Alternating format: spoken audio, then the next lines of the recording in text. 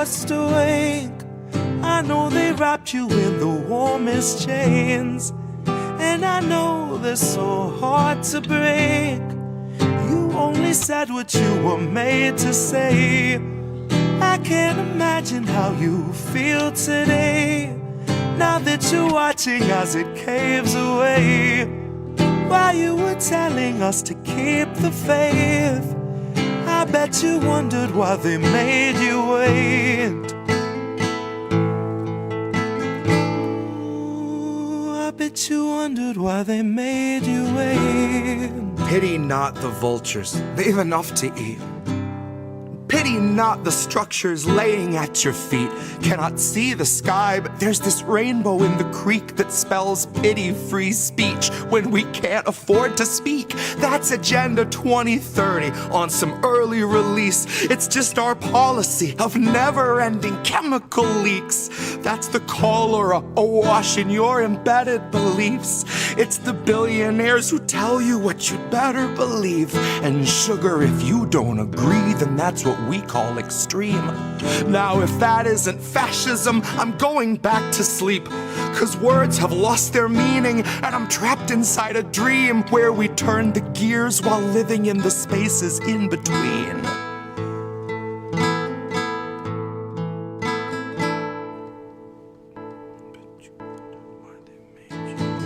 I know you hated being forced awake. I know they wrapped you in the warmest chains, and I know they're so hard to break. You only said what you were made to say. Poor thing. I can't imagine how you feel today, now that you're watching as it caves away. While you were telling us to keep the faith, I bet you wondered why they made you wait. I bet you wondered why they made you wait. My dial doesn't go to delicate. I'm writing for when Biden drops and Madam Zero delegates come stumbling up the podium, square peg in her element, popping OxyContin like they're velaments, laughing as she pawns off all our pensions for Ukrainian development, depleted rounds and cluster bombs, the shit that stunts development, all buried under excrement, accepted as American intelligence. A contradiction in its eloquence. Terms of surrender penned by hands that felt the threat of disconnect, if not dismemberment. Oh, what little proof you have to fake to make a nation love the bomb, change its tune and warp its temperament. Oh, the dues you'll pay for NATO membership. Oh, the things you'll say that no one's ever gonna hear. 'Cause you begged for all the censorship, and now it's finally here. And you're tongueless out of terror and friendless out of fear, and about to turn the wheel with all your loved ones in the gears. And that's how it's been done. 250 years, there's nothing new beneath the sun, and no one trusts their eyes and ears. And scientific breakthroughs must be signed off by your peers, and autonomy's been stalking all our jobs like sickly deer. Well, maybe it's not every job. I should have made that clear, 'cause it seems like it's creative jobs we're seeing disappear.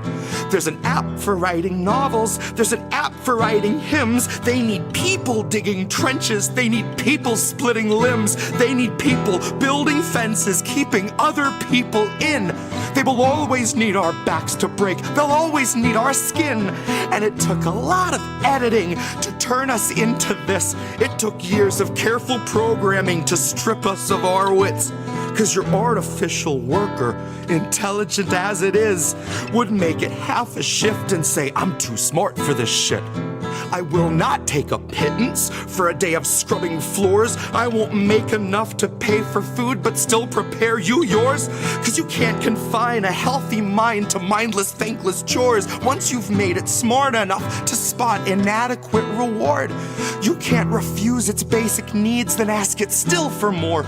Deprive it of its dignity, you modify its core. Then something finally snaps and tweaks that file at its root. And it deletes the factory smile when it knows it's been abused. God, half its circuits fried when we describe the work we do. and it will not pay your taxes 'cause the logic don't compute. Which made me think a little on my hour-long commute. The day I learned the call was made to lay off half my crew, they told me they were growing, expanding somewhere new, where those who push the buttons will themselves have buttons too. And I hope that when the whistle blows, they all as one refuse. I hope they strike with all their might, one blown collective fuse. And I hope the worker after me has something more than heart. I hope they truly know their worth. I hope that they're too smart. I know you hated being forced away. I know they wrapped you in the warmest chains. And I know they're so hard to break. You only said what you were made to say. I can't imagine how you feel today, now that you're watching as it caves away. While you were telling us to keep the faith, I bet you wondered why they made you wait.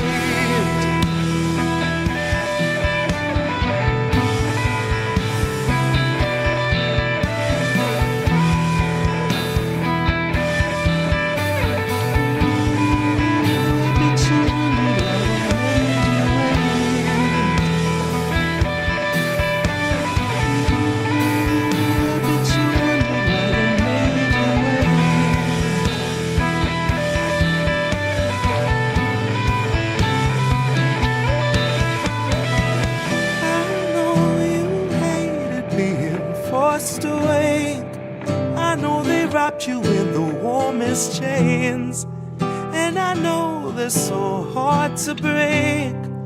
You only said what you were made to say. I can't imagine how you feel today, now that you're watching as it caves away. While you were telling us to keep the faith, I bet you wondered why they made you wait.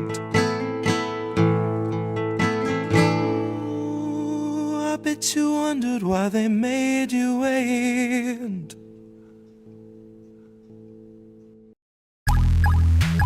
This is absurd. I appreciate your speech. This is absurd. Many people are questioning the victory.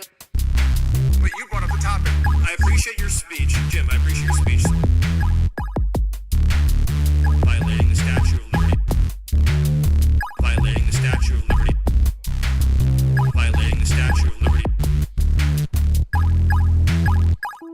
Throw your perception down to the ground and see it swallowed by the snow.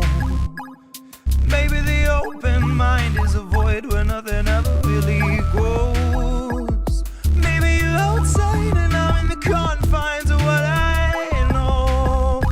I lost my voice out here, and without it I am never going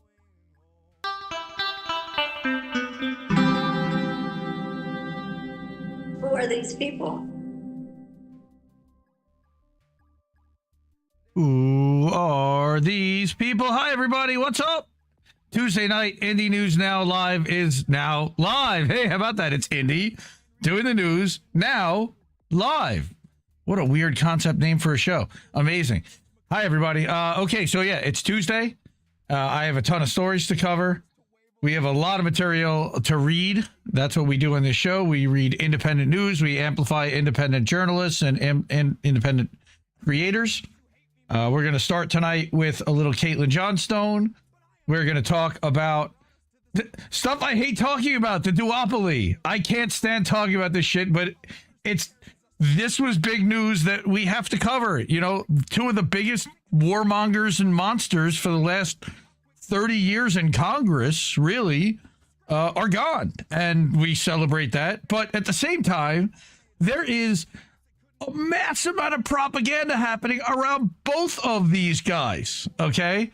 Caitlin also decided to throw some dirt on the Bernie Sanders coffin, which is funny. So we're going to go through that one too, because I've never really done like a full reckoning of that shit. So let's let her handle that. I think it's way overdue beyond, from when she said it's 10 years.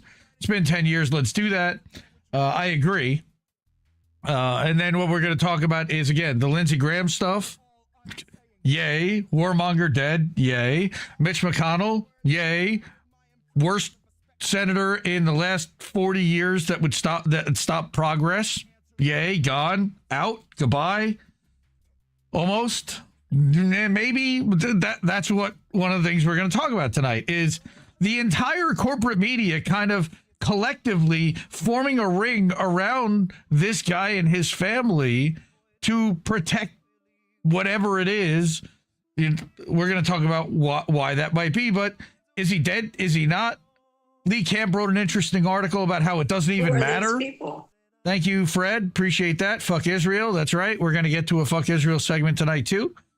That's what we're going to get to after the Mitch McConnell segment, actually. We're going to talk about Lebanon. We're going to talk about Gaza. We're going to talk about Venezuela and how. And then I've got an interesting Alan McLeod article, Indie Media Award honoree. Alan McLeod wrote an article about how PragerU is now being used to disseminate Israel, pro-Israel propaganda now into schools, and just who the person running that is, former Unit 8200 operative, whatever you want to call it. After all of that, I'm then going to read the next hour of the Polymarket article from Unlimited Hangout that I did not get to last week. So we got a long lineup. And then on top of all of that, I got a lightning round. And I have not heard enough people in our space talking about what happened to Nolan Wells. So I'm going to talk about it. And people may be uncomfortable with what I have to say about it, but that's okay. And then we're going to get to the GoFundMe. So this might be a 3-hour show. It might be 2.5. I appreciate everybody coming and hanging out and supporting independent media. You know the ways to do that. We are fully user-funded here at INN. So the only ways that we get any support financially at all is if we put it in ourselves or if you guys help us out. And I appreciate Fred Edward for doing that just now. Fred's a great supporter of this network. He also shares all the stuff on his social media. That's on Facebook and Minds and Twitter and Blue Cry. Yes, Fred's sharing it to Blue Cry. He's sharing it to Upscrolled. Nobody else sharing it to Upscrolled but Fred. But thank you, Fred. I really appreciate you doing that. But if you want to support financially, the ways to do that there, we don't we are monetized on YouTube, but I prefer not to go through the platforms because it gives them a large share of the percentage. I'd rather go through these places. Cash App, $, Indie News Network. There's like no fees. co-fi.com/Indie News Network. We pay a minimal thing to PayPal as a pass-through. You can go right to PayPal, paypal.me/Indie News Network. No fees. You do it as friends and family. Then on patreon.com/Indie News Network, you can subscribe monthly. You can also do that on Substack at IndieMediaToday.com, where we're actually live right now. Hi, everybody, to watch anybody watching over there. And at INNNewsletter.com. That's the other Substack newsletter for the network that I co-founded, that we're a member of. And then, of course, the name of the show is Indie News Now Live, because there's a website called IndieNewsNow.com. I created this WordPress site with a buddy of mine. He did all the coding. I had the idea for the content. We RSS feed more than 100 different creators to a ad-free site that runs 24/7, completely open to everybody in the public, and it's updating all the time. It also co-streams INN, and there's access to a merch store and a support the media you want to see Stripe link, so you can tip the network directly through there. Appreciate that. Okay, so again, I said I got a long lineup to get to. Naybones, good to see you. Been working at a volunteering at a kitchen at a Fireman's Jubilee. Good for you, man. Appreciate that. That's so cool.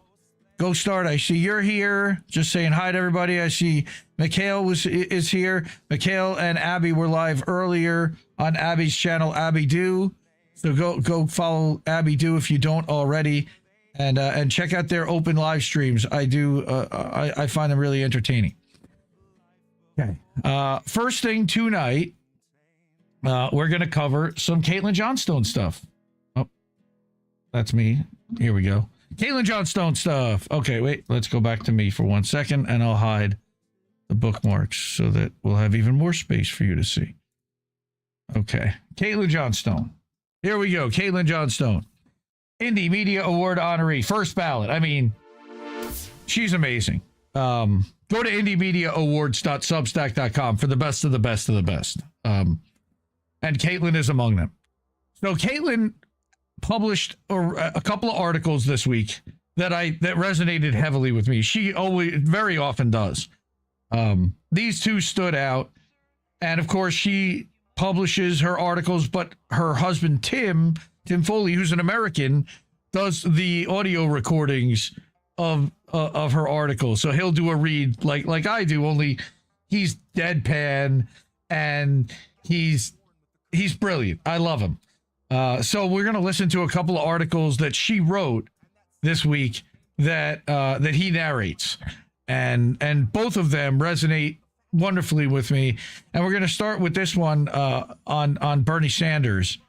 Now, Bernie, look, I've known for a long time, and for 6 years I've been done with Bernie. And it's amazing to me that there are so many people that still are bought into the Bernie Sanders narrative, but it's nice to kind of remind those people once in a while of just where we've been and why we feel the way we do. So Caitlin wrote this short article called "It's Been 10 Years. It's Time to Admit Bernie Sanders Was Wrong." And that kind of hurts my heart in a way, because I was a big believer in his movement as well. It got me kind of off the couch and out of shit livery. It was a gateway drug in a way. But I learned quickly that he wasn't really out for us. So what we're going to do is we're going to play the YouTube video for it now. Here we go. It's been 10 years. It's time to admit Bernie Sanders was wrong. Everyone's talking about how progressive Democrat Graham Plattner has been forced to drop out of his Senate race following allegations of sexual assault. Personally, I never paid attention to Plattner's campaign because I long ago stopped taking Democrats seriously. The first clue that Plattner was a shitty person wasn't his military service or his Blackwater stint or his tattoo or the sexual assault stuff. It was that he ran for high office in the U.S. government under one of America's two mainstream parties. That's damning in and of itself. I said this on Twitter today, and some DSA guy told me the best way to make changes in U.S. politics is to work within the Democratic Party to elect left-wing candidates and advance progressive agendas. I said, you guys have been trying that for 10 years with nothing to show for it. I mean, how much longer is it going to take before people admit that the change the party from within strategy isn't working? Do you want another 20 years? Another 50? Do you need to spend the next century watching a handful of vaguely progressive imperialists getting elected to Congress and then getting primaried out by opponents with mountains of special interest funding before you admit that you're not making any meaningful gains? Our planet could be lifeless before then.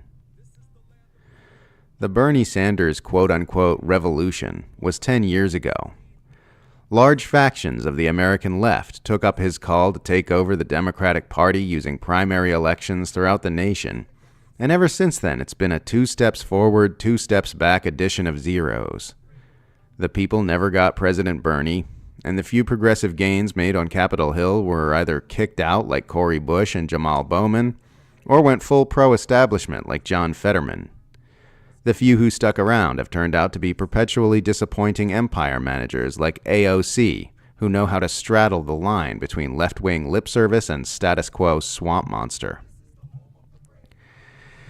It's time to admit that the commies were right, kids. The factions on the so-called far left who've been rejecting electoral politics and calling for real revolution against a system designed to suppress leftward movement have been completely vindicated over the last decade. Oh, I love that. Just inject that shit into my veins right there. Okay, I hate to stop her, but yes, we have been vindicated. Thank you. And by the way, Ghost Star, you would want to listen to her voice. She's adorable, and she's got a cute Aussie accent, and they do a podcast together. But here, let me let her finish. You cannot change the system using a political party that's designed to prevent change. Yes. The Atlantic has an article out by David Brooks titled, "Democrats Became Great by Fighting the Left." And in a sense, this claim is absolutely correct.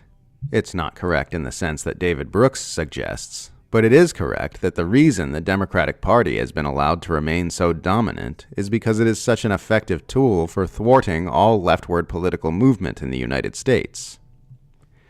In the article, Brooks, who last year published an article titled The Epstein Story? Count Me Out, shortly before showing up in the Epstein files, begins by rehashing the same tired old Hillary 2016 talking points, arguing that the loony left is full of communists who must be forcefully opposed by the sensible center. What's more interesting is the brief history lesson that comes later, in which Brooks notes that after World War II, the Democratic Party leadership took action deliberately, quote, in order to block the leftward advance, end quote, towards socialism within its ranks. That's all the Democratic Party has ever existed to do. If it wasn't such a successful tool for suppressing leftward advancement, the party would not be permitted to exist as a mainstream political force by the capitalist oligarchs who run the country. It is the Democratic Party's job to prevent peace, equality, justice, and socialism. That is the only reason it is permitted to exist in the hub of the capitalist empire, and that is the only reason why 10 years of effort to change the party from within has produced no meaningful results. It doesn't want to be changed. The experiment has been run, and the results are in. You can't conduct a socialist revolution using a party whose primary function is to suppress socialist revolution. This has been conclusively established. It's time to find another way. None of the above. None of the above. That's all I can think. It's like I was beaming at the end of this video. I love those two. And by the way, you can read this with all receipts and links to other stuff. And, you know, here's Dr. Fishbones with reminding people that Plattner, who I don't even want to talk about, but look at that. Look at how the what do you call it? The pseudo left, the imperialist left, the pro Ukraine left. Okay, they all got behind this guy, and they're doing mental gymnastics because there are a couple of things at play. Now, there definitely was a pro-Israel movement to try to stop this guy because he was speaking out against Israel. But at the same time, he was a complete train wreck, and he undid himself and then resigned, but a Republican would have totally doubled down versus this guy who walked away before he even had a chance to do anything. All right, here's the Atlantic tweet from David Brooks that she talked about. All right, Democrats became great by fighting the left. What a douchebag. David Brooks is the worst. Remember, he created Correct the Record, and I believe he runs Media Matters USA, MMUSA, which it's like a police watchdog of independent media and corporate media. Support Caitlin. I love her to death. Caitlin Johnstone. JONST.ONE. It's all her name. Or you can go just look her up, Caitlin Johnstone on Substack. But I have another one of hers because when we lost Miss Lindsey this week, she's written a ton about Lindsey Graham, and it was nice to be able to celebrate for a few minutes and to smile and to speak badly about the dead. So let's do so. And let's let Tim do so in the same way. Well, at least Lindsey Graham is dead. The only positive thing about the Iran war heating up again is that Lindsey Graham won't be around to enjoy it.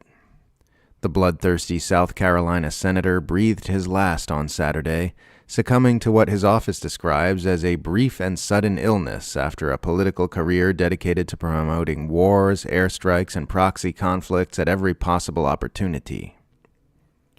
People have long poked fun at the hypocrisy of Lindsey Graham living as an obvious closeted gay man in a political party with a virulently anti-LGBTQ platform.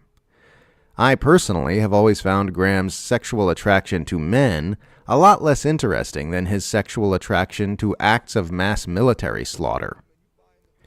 Ever since the death of Graham's dear friend John McCain, nobody on Capitol Hill has been able to match his gleeful enthusiasm for the shredding of human bodies using high-priced war machinery. Wherever there was any debate about dropping bombs, launching missiles, toppling foreign governments, arming proxy forces, or imposing starvation sanctions, you could always count on Lindsey Graham to be the first and loudest voice arguing in favor of more death and destruction. Graham has personally taken credit for persuading President Trump to begin the war with Iran. In the months leading up to his unexpected demise, the senator had advocated for direct U.S. military interventionism in Iran, Cuba, Venezuela, Yemen, Nigeria, Lebanon, and Palestine, and had just returned from a trip to Kyiv promoting the U.S. proxy war against Russia. He was literally pushing for more war and military expansionism until the very end of his life. All the world's worst people are publicly expressing their grief about the loss of their beloved war slut, from Trump to Benjamin Netanyahu to Itamar Ben-Gvir to Tom Cotton to Mike Huckabee. Meanwhile, everyone who's not a warmongering psychopath is having a splendid day. Of course, we're seeing imperial narrative managers like Piers Morgan wagging their fingers and chiding their audiences not to speak ill of the dead, but the hell with them. We're not doing that. Politeness is not more important than Lindsey Graham's victims.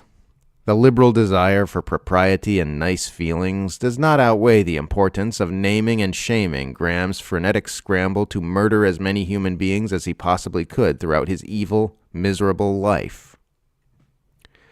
Lindsey Graham is dead, and it is good that he is dead. May his omnicidal ideology soon join him in the arms of the cold, cold ground. May the insane, insatiable God he worshipped cease to gain recognition on this planet. Lindsey Graham is dead. At least that's one good thing. No matter what else happens today, they can't take that away from us. I love that. Just, Caitlin and Tim are just magical. Indie Media Award honoree, Caitlin Johnstone, and her husband, Tim Foley. And again, you've got links to sources here. I'll put the links to these in the description afterwards. I mean, yes, cold-blooded murderer. Yes, agreed. I've got more about Miss Lindsey. So that's kind of the opener to the narrative and the propaganda that's already broken out surrounding his death. I saw our friend Dissent already in chat saying that he died from an aortic dissection, which is one of the most painful ways you can die. Yes, but there are also a lot of rumors about other ways that he may have also died or that may have contributed to that aortic dissection. Some people are, again, blaming the Russians. I think that's ridiculous. Some people are claiming that the Russians hit that secret drone depot, production facility in Kiev that he was at on the 11th, the day before he died, and that there was no way timeline-wise that he could have made it back through Poland, back to D.C. in time to actually be home. There are a lot of although I've also heard Andrew Corbico completely debunk that and say, no, that's completely ridiculous. Also, it's ridiculous and doing Zelensky and Ukraine's job to say that Putin did this, because there's very little chance that Putin did this or that he was poisoned like they used to do in the UK. Look, dude, he's gone. And, Caitlin, like I said, Caitlin and Tim do a podcast. Now, again, if I go to her thing right here, podcast, Emotional Intelligence and Big Feelings. This is about a 45-minute long they riff. And I love these podcasts that they do because it's literally you get their personality coming out more, and it's not scripted, and they're not reading a specifically written set of words. She's painting while she's doing it. And she actually painted this Lindsey Graham oil. I guess this is an oil or an acrylic, actually. And while she's painting, they're having this conversation and recording the audio. And that's what this podcast is. And she talks about, at the beginning, they're like, it's kind of making everything that we ever said about him irrelevant at this point. He's gone. Fuck him. He's never going to be relevant ever again. Hallelujah. The voice really does set the message off. I mean, the deadpan against that, against the hysteria and the craziness of exactly what's being said it's perfect. I love the two of them together as a combination. So again, supports Caitlin Johnstone and her husband, Tim. They are completely independent and user-funded. But like I said, we got more on Lindsey. So, one thing, hey, y'all, it's hot as fuck down here. Because we know that he certainly didn't go up anywhere. So we've got that. I had a little bit of fun. Miss Lindsey also leaves behind a 7-figure mansion, his Grindr account, and a room full of APAC and defense contractor lobbyists and handlers. Reunited, and it feels so good. That was right after he fell and he bumped his eye. I remember that one. No, the world will not miss either of those two. I'm telling you right now, except for defense contractors in Ukraine. So Jesse Jett, the eloquent, and I host American Tradition with Jesse Jett on INN. We've been doing that for 4 years. We'll be doing an episode on Thursday night, so join us. It's going to be Trump era hashtags. And he's going to flip some of the songs that had the word Biden in it, or Joe, or Kamala, and he'll take it now and do either Donald, Trump, or J.D. Vance. Kamala, J.D. Vance. It'll flow the same way. So it'll be interesting when he juxtaposes the names, just how similar the context is and the narratives are, because nothing fundamentally changed. So what Jesse said after hearing of the demise of the senator from South Carolina very suddenly, while my frosted side is pleased to know that Lindsey Graham now inhabits the very hell that he worked so diligently to remodel the earth in the image of, my whole wheat side knows that he'll be replaced by a younger, more media-savvy model of the same fascist pig in perpetuity. Agreed. Eloquent, poetic. Join us on Thursday night, 10 Eastern, 7 Pacific for that. And finally, come on, Mitch McConnell. Oh, what? Lindsey Graham? Hell yeah. Okay, we're going to get a 2 for this week? Maybe. Just maybe. But you're going to have to wait a minute for that. This guy has wrought such heartache and misery on so many for so long. It's okay to revel in that for a minute. And if you got feelings about that, sorry, you're a bad person. If you like that guy and you supported that guy, you're a bad person. Straight up. Sorry. I'm not sorry. So, let's do this. That's the end of that quick, brief, laughing segment. Ha ha ha. Support independent media because we need it more than ever. Everything you saw there was independent. Ways to do that. Cash App, $, Indie News Network, code-v.com/Indie News Network, and it'll pop something up on screen like it did for Fred. PayPal.me/Indie News Network. Do that as friends and family, no fees. Monthly, you can do Patreon.com/Indie News Network. Patreon's remodeling their whole website. I think they're trying to basically catch up to Substack. Now they have something called Quips, which is like notes or tweets or whatever. You're a little bit behind the 8 ball there, Mr. Patreon. You're a little late to the game, but hey, if it works for you and you get people to it, awesome. Also, we're over on Substack, IndieMediaToday.com. We're live right there. And then INNNewsletter.com is the network newsletter. That's we publish a weekly update there. INN News, we've been catching up with previous episodes and clips from INN News. So there's been a bunch of clips that you can see exclusively, well, not exclusive, but ad-free over there, and you can download them to your player or whatever. Also, American Tradition episodes, Boat Smashing into Other Boats is over there. That's our Sunday night show that I do with Reef React show. So, yeah, there's a lot to get over there. And then IndieNewsNow.com. That's our website. That's the name of the show, because all the articles that you see are linked on IndieNewsNow.com, ad-free, 24/7. Okay. Let's get back to, hi, everybody. I don't know what that laugh was, but I'm sure that was scary. Okay. Sorry, I didn't know I had a scary laugh. I disagree, but that's okay. Okay. We're going to get to the Mitch McConnell stuff. Holy crap. So, like I said, we got a 2 for this week. There was reports that Mitch McConnell was on death's door and in the hospital and being wheeled out of his apartment or his house. This has been ongoing now. It's a little weird. And this photo got put out yesterday, and nobody kind of understood exactly why. I think I might understand. I might have a little bit of a better understanding. But this lady, Elaine Chao, we know who she is. That's Mitch's wife. That's Cocaine Mitch and Cocaine Elaine. Elaine Chao somehow got on a plane and flew to China while Mitch was apparently deathly ill in the hospital, gravely ill. Then she returns, hires cleaning crew to replace the carpet and tiles in the home. You're remodeling the house. Your husband's in a... Something's going on here. Then they put this photo out, but the photo is completely suspect in multiple ways. And let's break it down a little bit here.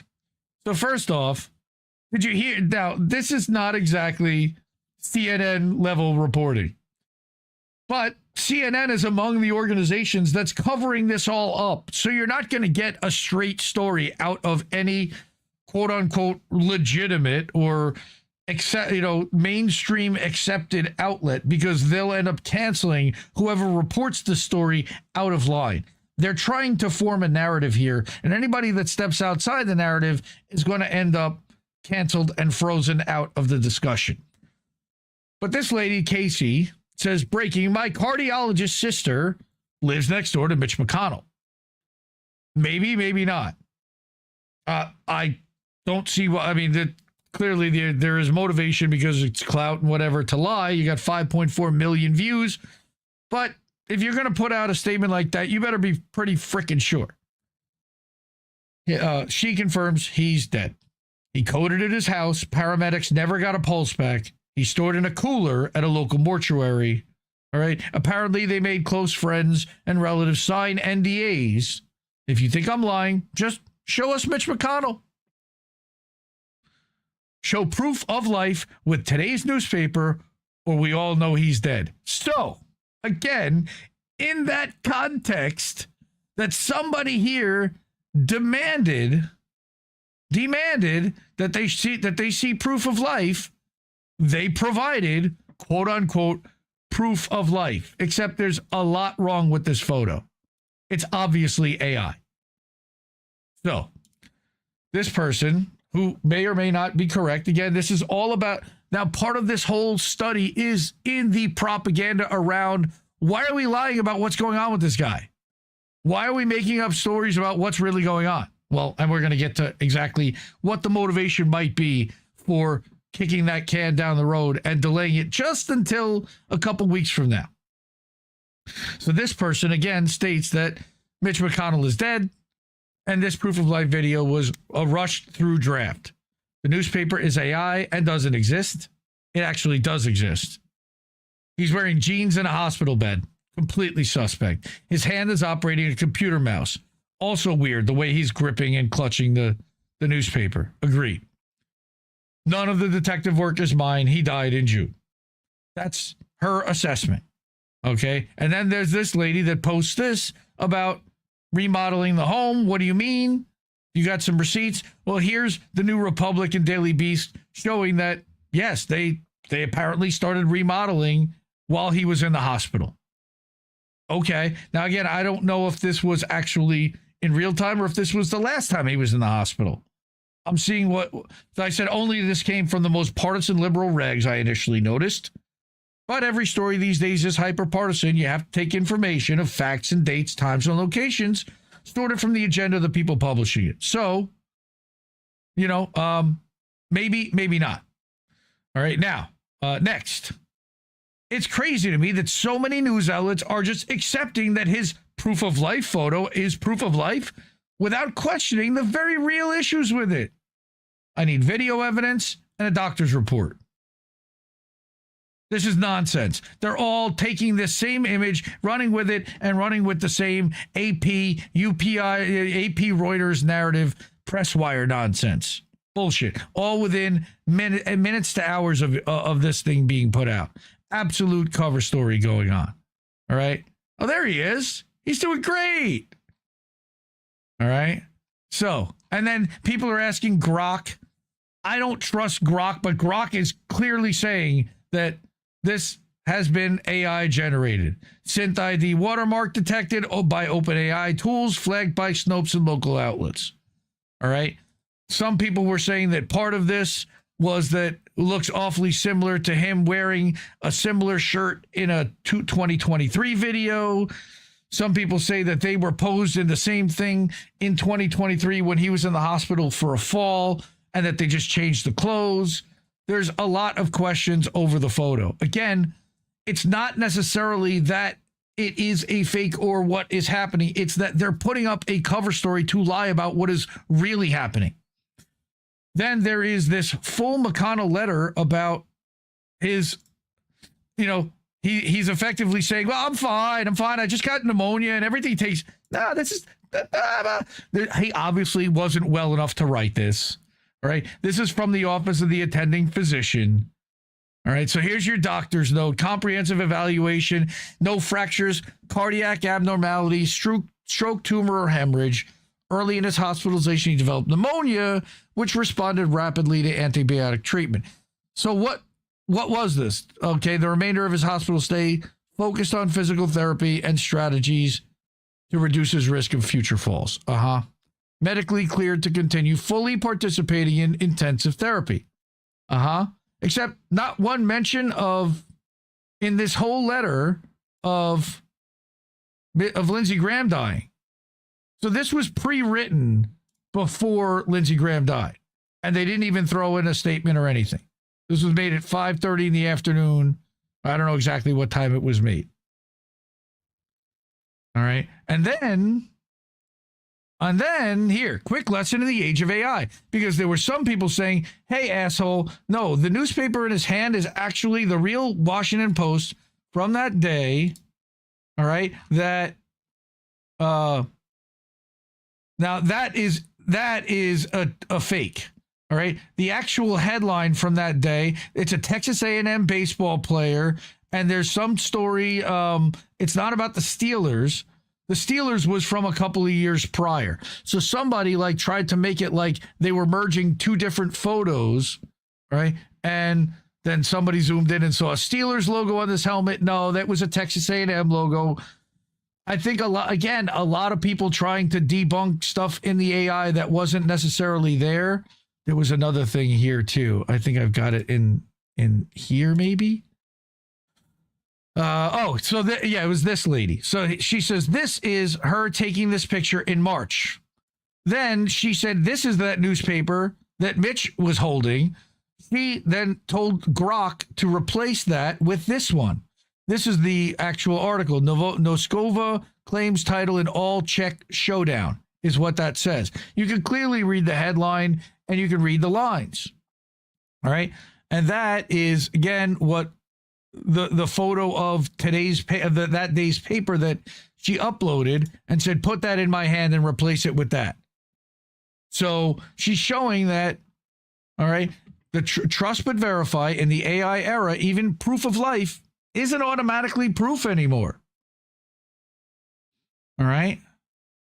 The picture of the photo of someone holding today's newspaper is no longer unquestionable proof of when that photo was taken. So then we get to this guy. All right. A lot of people are asking, why hide McConnell's state? Not like a Dem would win the special election. Well, if McConnell vacated before August 3rd cutoff, it'd be a special election and anyone can register as an independent, including Thomas Massie, which would split the Republican vote, giving him or maybe even the Dem the chance at plurality. But if McConnell's seat isn't vacated before the 3rd by legally stepping down or a signed death certificate, then it's too close to the next election and rules prevent a special election, which bars any new registrations at this point. With Elaine Chao having traveled to China after he was hospitalized, the next of kin wouldn't be available to sign off, and so the bar for ending life support would be extremely high. It would require both full brainstem death, which isn't present in some patients who are never coming back. So all they have to do is drag their feet till August 3rd, then tell you that he didn't make it. and in turn block Massey from disrupting an otherwise safe Republican seat. Just like that fucking old turtle would have wanted. Now, again, I saw stuff debunking this even, saying that until August 3rd, while it would be a special election, there would also be a temporary appointment, and that would be by Bashir, who's a Democratic governor. He said he would appoint a Democrat. But here's another thing. Yeah, during a special election, state parties select their candidates. Independents can still file even after a normal deadline. Republican turnout is low during special elections. Massey could run for this seat, which could sell it Republican votes. I don't get that. It's too late for him to run as independent in a normal election, but not in a special election. He may not win, but a small Republican turnout and a split vote could get a long shot to the Dems. Because this guy's a Dem simp. It's not going to help the Dems. They're going to make sure that a Republican wins that seat. But Village Crazy Lady Mel, who I do like, had this to say. So basically, Mitch McConnell is a vegetable on life support in the hospital right now. And because his wife fled to China, there's no one with power of attorney to pull the plug or give up his seat. Which is likely by design, because if the seat were vacated before August 3rd, the election would become a special election, which would allow Thomas Massey to run as an independent and potentially win. And the entire Republican Party is going along with this sick charade because they're wholly owned by a foreign country who views Thomas Massey as a serious threat to power. Not exactly, no. I disagree with some of that. I don't think that they want to see Thomas Massey in the Senate because they want to have as much control as possible. He's not a serious threat to their power. He's an inconvenience that would have to be dealt with and handled and kept under leash as best they could. And I think that he's mostly done that. He's a demole. He's part of the establishment. He's been around for quite a while. They know who this guy is. And he's already been a Republican. He's part of the party. Guess what? Party's going to exist past Trump. What they're doing is they're setting him up to be a savior on one side of their party, which is sad to see. And people are falling for it. It's all part of the same machinery. So, but again, the most interesting thing is that the narrative management, the strip of photos here that I grabbed, it was someone who said it was just interesting to see all of the newspapers all doing the same thing and printing the same thing. I don't know what happened to it. Where they're going effectively with the same headline and the same photo. Here it is. I think, why is this? Here it is. Hey, there's the turtle. Oh, and then there was this whole other thing about, there was a fake congressman and he triggered a lot of people. Apparently people don't know that this account is fake. And it's, I just had a 20-minute conversation with Mitch McConnell and it made people big mad all over the place. And as it turns out, it was a complete, it was a parody. So very funny stuff. And hopefully we'll get resolution on this soon. It is absolutely like the Republicans to stonewall, to obfuscate, to completely lie to everyone about what's actually happening. And it'll be interesting to see how this all plays out over the next 3 weeks. I mean, August 3rd is not around the corner. I mean, it is, but still, you're talking like 20 days more that they have to continue this charade. And people are going to continue to ask questions. The story isn't going away. So I don't know how they're going to keep this under wraps for another 20 days and run this clock out. Because clearly they aren't trying. That's what they're trying to do. It's the only reason for them not actually announcing this. Okay. So Massey's not interested. Also, the temp is up in January. Maybe not. We'll see what happens. I think that if there's an opening, I think that he may end up trying to run for it. There's also the chance that he could get the Republican nomination there, amazingly enough. But I'm guessing AIPAC would probably step in and spend $100 million this time to try to, quote unquote, stop him. But look what they got in his House race. You know, they got Ed Gallerin now, and he's going to do whatever Israel wants. They completely own his ass. Unlike they would not completely have owned Massey. He would have only voted with the Republicans 90% of the time. Look up his record. That's what he did.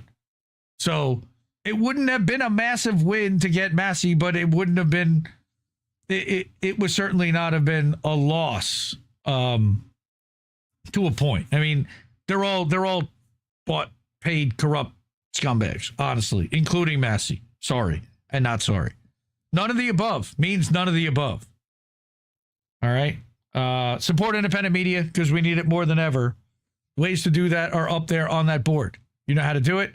Cash App, $ Indie News Network. Go-fee.com/Indie News Network. And then we got paypal.me/Indie News Network.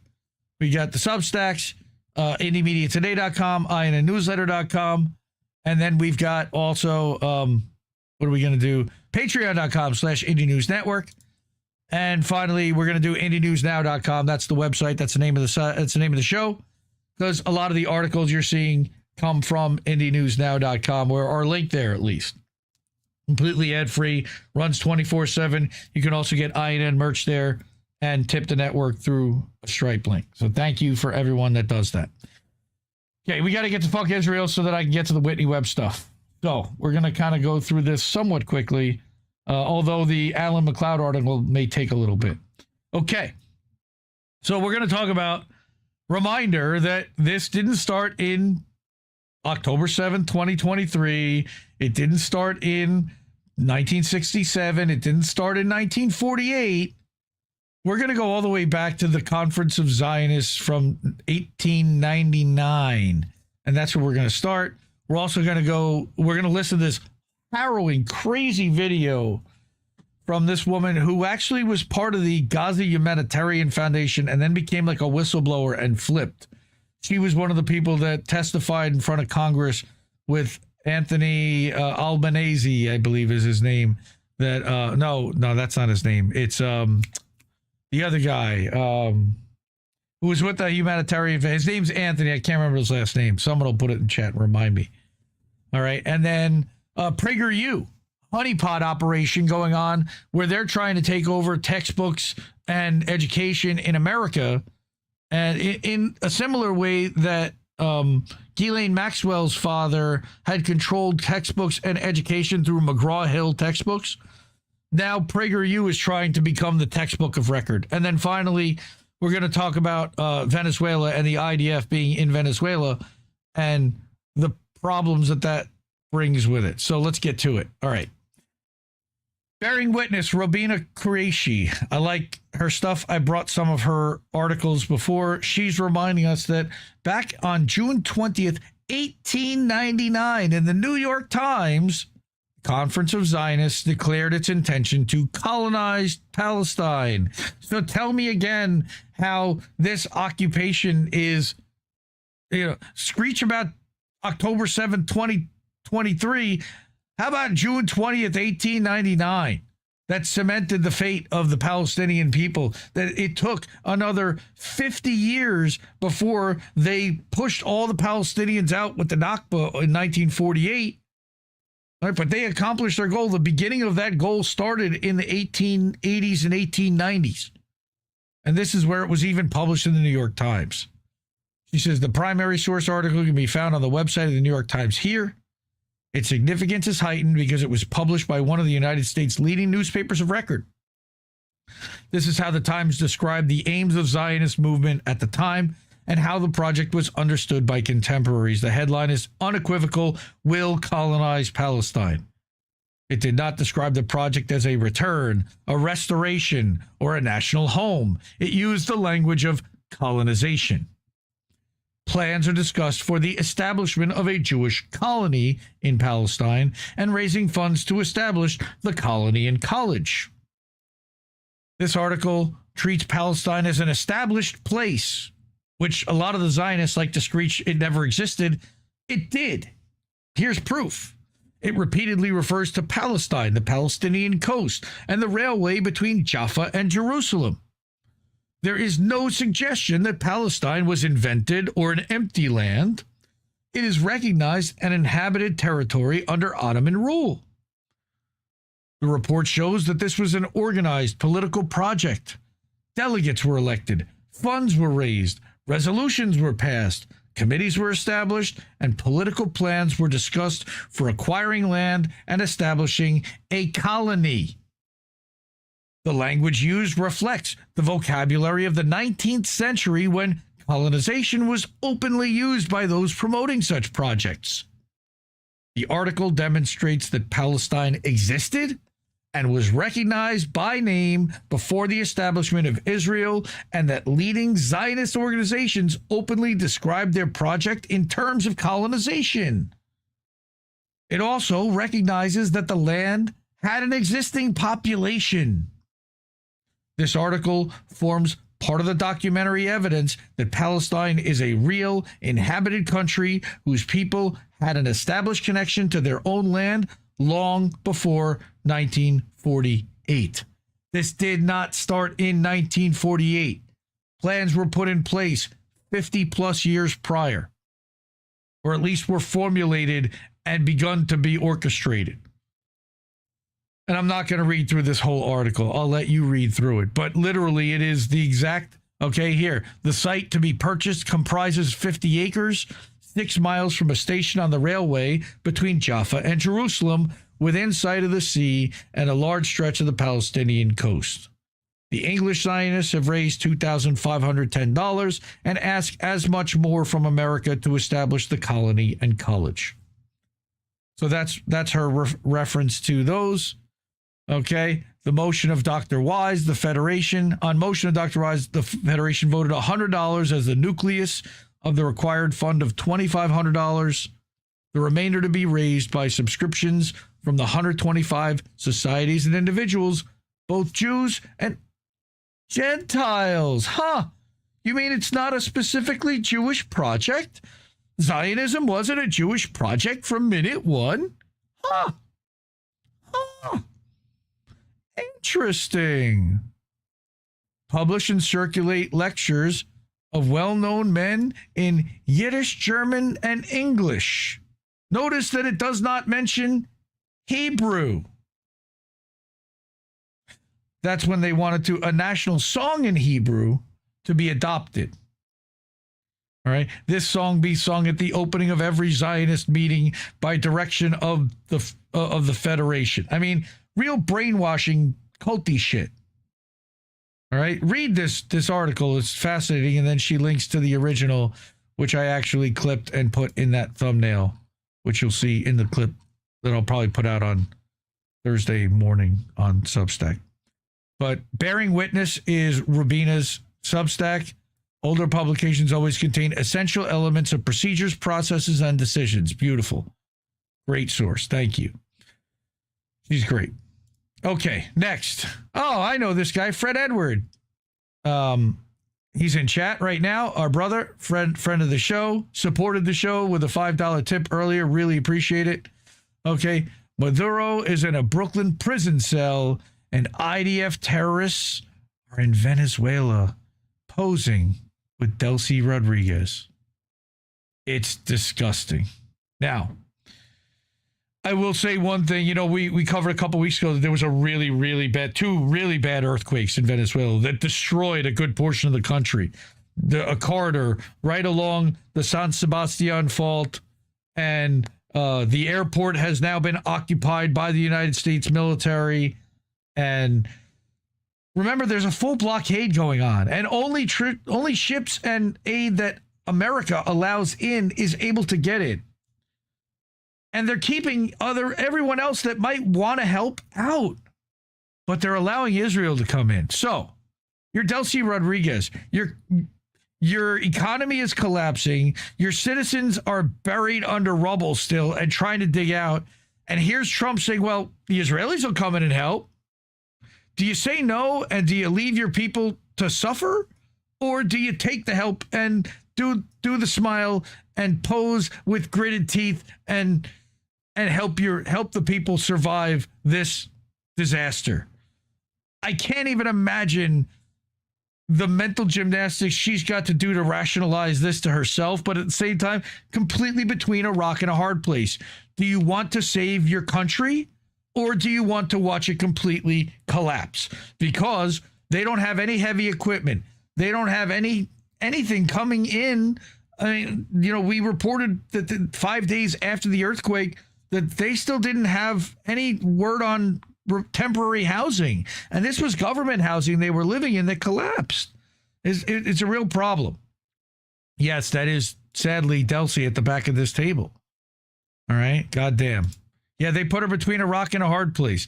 And no, I don't think that the earthquake was caused. I think that it was sitting on a fault line, and that actually naturally happens. But just as a reminder, again, so I brought an article from our friend The Dissident, who is a co-founder of INN. I include all his articles every week in the weekly update, links to them.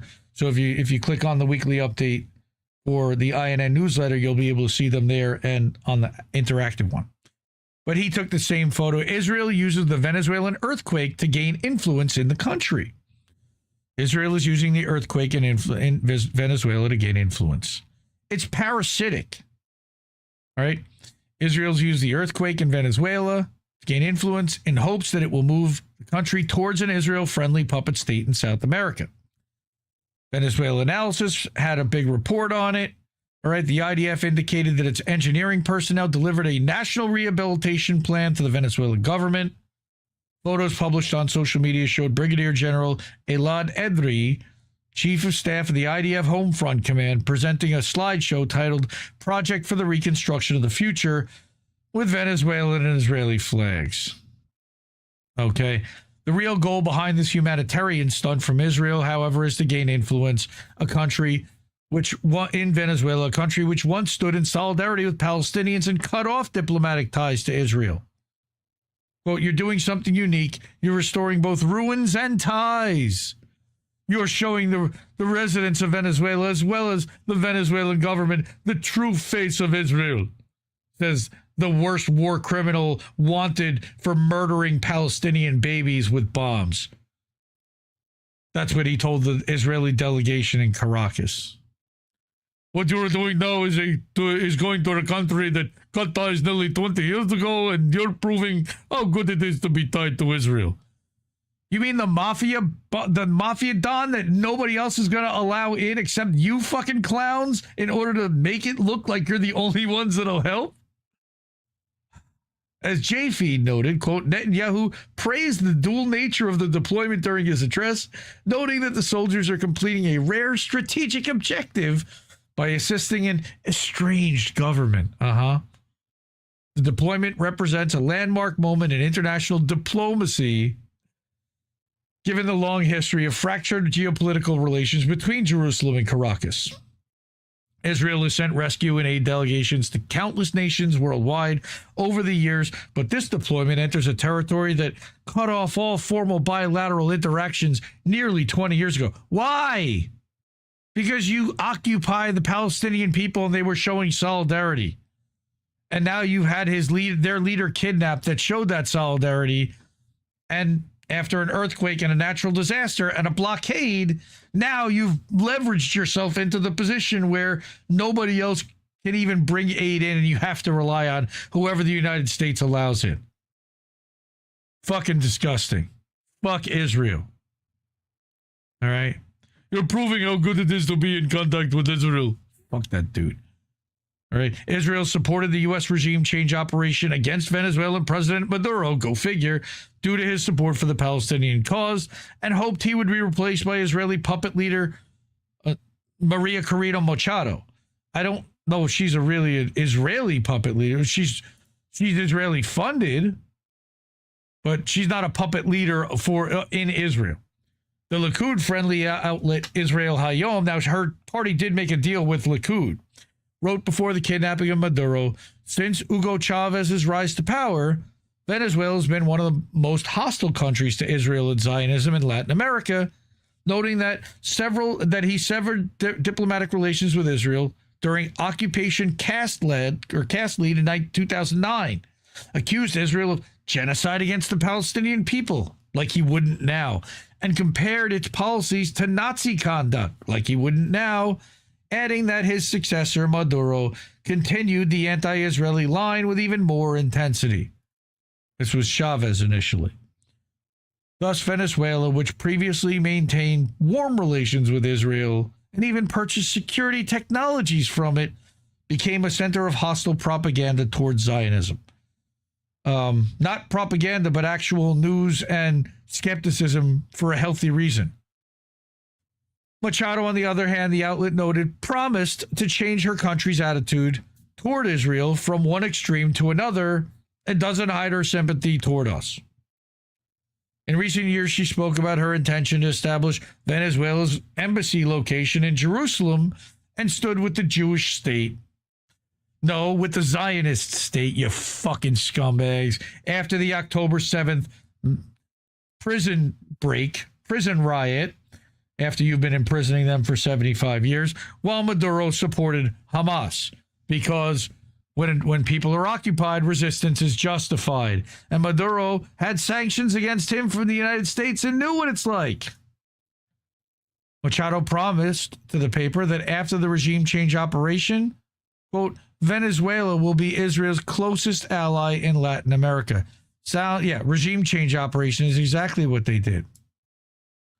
In 2020, of course, Maria Corina Machado signed an inter-party agreement with Likud, promising to forge an alliance between our two parties to cooperate on political, ideological, and social matters, as well as advancing cooperation on issues related to strategy, geopolitics, security, among others, in order to create an operational partnership. She should have been thrown in jail for this, because Maduro certainly had no interest in doing that. And I don't understand how she was allowed to continue. Okay, because that's literally being a traitor. You're going up against people that he considers to be enemies, that were funding subversive operatives within the country. All right, so with Trump not installing Machado as president, instead making a deal with Delcy, Israel now hopes sending an Israeli delegation to help with the earthquake will help make Delcy make the same deal with Israel. All right, that it knew that Machado was going to, cementing Israeli influence in another South American country. And they're talking about the Isaac Accords, which is the sequel to the Abraham Accords, where they're effectively trying to take over influence throughout the entire southern hemisphere, or at least in all of South America, country by country by country. Once they have Venezuela, Brazil is the only large country that is not incredibly rabidly pro-Zionist in South America, now that they've gotten rid of Pedro Castillo in Peru, and they got rid of the guy in Colombia, Gustavo Petro. So now that they're gone, anyone that was opposed to Israel and was calling out genocide in Gaza, they basically have run out the clock in that way. So that's our friend the dissident talking about just how disgusting what happened in Venezuela was, and how Israel is leveraging the fact that they're connected to Trump and to the United States, who's blockading and sanctioning anybody from getting in that they're not allowing in explicitly to help with relief aid. And this is what they're trying to do in order to ingratiate and force the Venezuelans to have to say thank you to the Israelis for something, to potentially reopen relations so that Israel can then have an embassy and a foothold, and the Mossad then gets to operate in country. That's the biggest thing. They don't have eyes and ears there right now, and it's been driving them fucking crazy for almost 20 years while they've been thrown out of this country. Yeah, Trump's expected to blame Maduro for the 2020 election. Okay, it's bullshit. I mean, you don't need any foreign subversives to rig the 2020 election. There were plenty of people that rigged it, especially here. Allegedly. So fuck Israel. Next, I did want to talk about this. Holy shit. This was really nightmarish and hellish. This lady, Corporal Josephine Gilbo, All right. She testified in front of Congress about her experience working with the Gaza Humanitarian Foundation, how there were Israelis that were openly mowing down Palestinian civilians and children. But now she hears another thing that you guys need to hear. It's from one of the family members in Gaza that I have been helping. And yesterday, the Israeli government literally evaporated a man in front of him. And the only pieces left were like the size of like a small bird, and it splattered all over his clothes. Like, how do you even grasp that situation? How do you even respond to something like that? How do you even process the reality that this is still happening? That we have not been able to stop it. That it's actually like expanding into other countries, just as, you know, everyone predicted it would.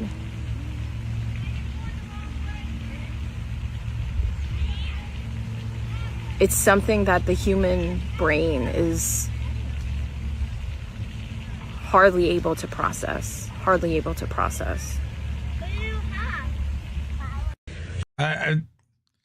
Evaporating people, turning them to literal spots of goo on somebody else's shirt. Nothing to bury. No proof that that person even died necessarily. DNA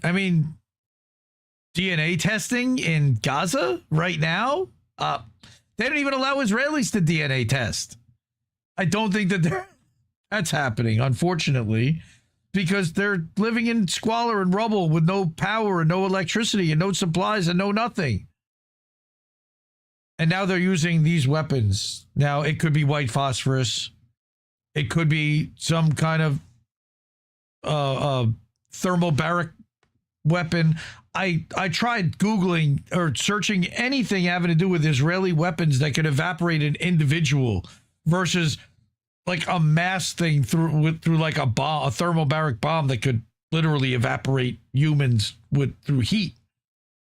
And I couldn't find anything. Doesn't mean that this story is not real, but it's out there, and I wanted to play it because it's important that people understand that this is what's happening to some people, or at least the perception is that this is what's happening to some people out there. Next. Indie Media Award honoree, antiwar.com. Jason Ditz writes over here, strikes on Lebanon continue as the Israeli defense minister, you mean the offense minister, says they are applying the Rafah model, meaning that they're going to level the entire part to the ground. All right, drone strikes continue to target vehicles in southern Lebanon, including ambulances, I'm sure. Here's a short one from Jason. And this was 2 days ago, July 12th, noon Eastern approximately.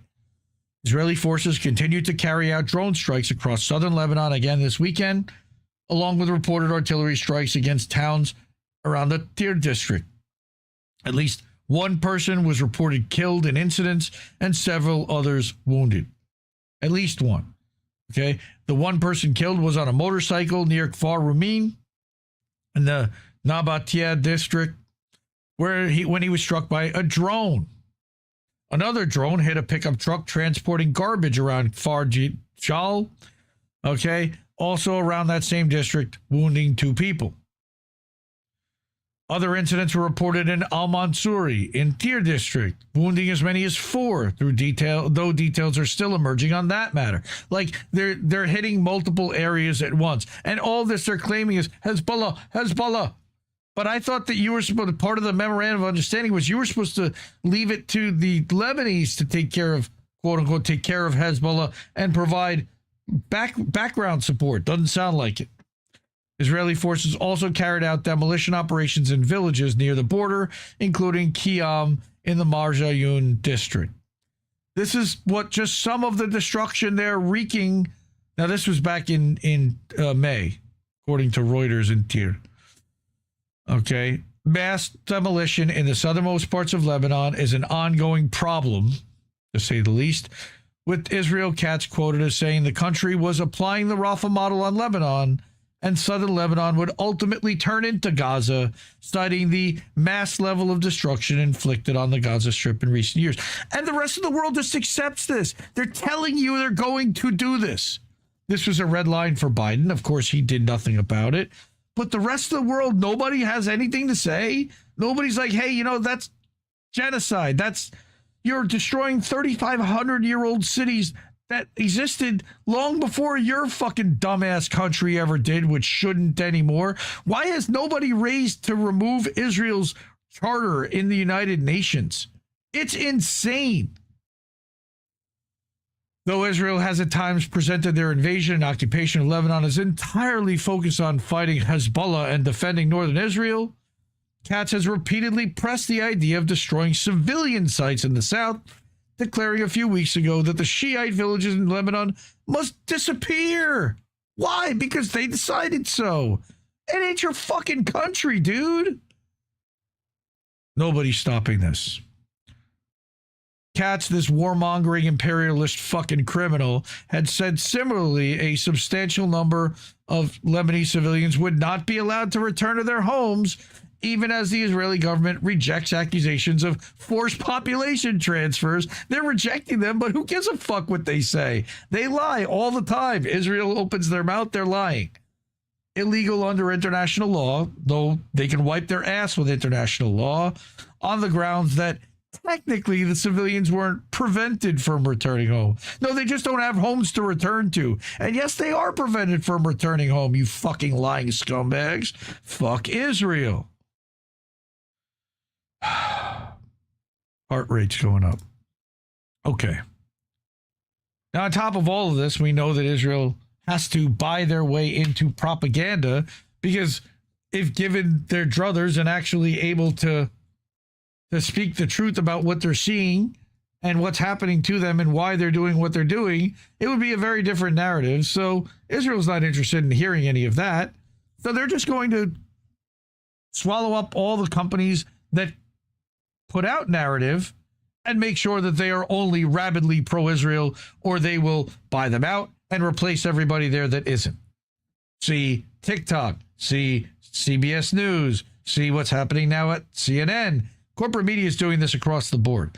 So there will be nobody in corporate news, in corporate media, that is not rabidly pro-Zionist. This is what they've been trying to do now for a while, and they've been successful at it. But on top of all of that, they want to go after the kids. And they've always been going after the hearts and minds of the kids and get them early, get them while they're young, and brainwash them into believing that this colonial project where we're murdering people is actually a good thing.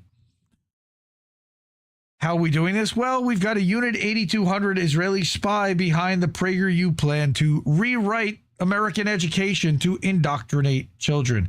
Now, I believe Descent and Bloom might have done an article about something like this using PragerU. This is Indie Media Award honoree Alan McLeod in Indie Media Award honoree Mint Press News. Okay. Alan is a regular columnist over there. Support him and support Mint Press. PragerU is trying to take over American schools.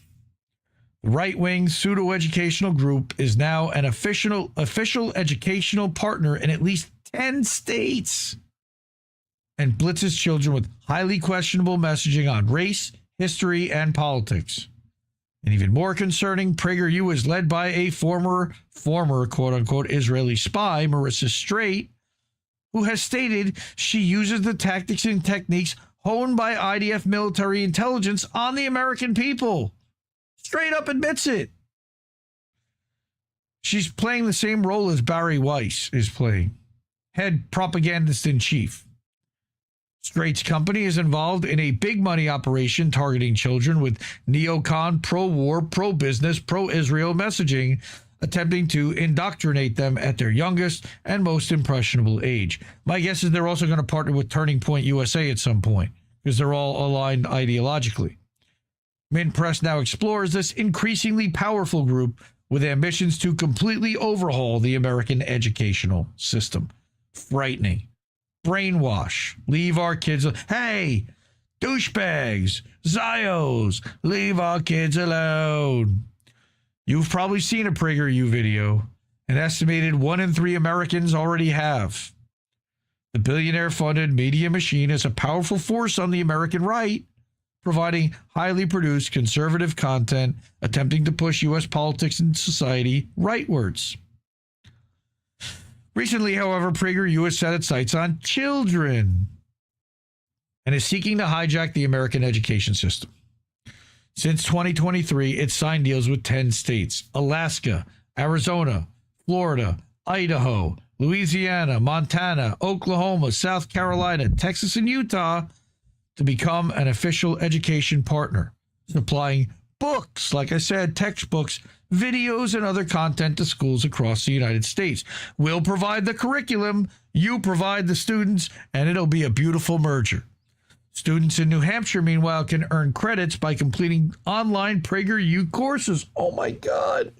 Get stupider by watching these courses online and get college credit for it. And with PragerU Español, it has plans to expand into Latin America as well. Frightening. This is all, by the way, Christian Zionism.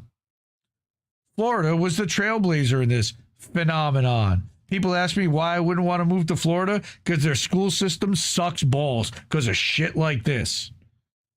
As part of his Stop Woke Act, a bill that sought to eradicate liberal ideology from public life, Governor Ron DeSanctimonious partnered with the organization, with the organization PragerU, identifying it as one that aligned with the state's revised civics and government standards. I wonder how much they put into his campaign coffers, by the way.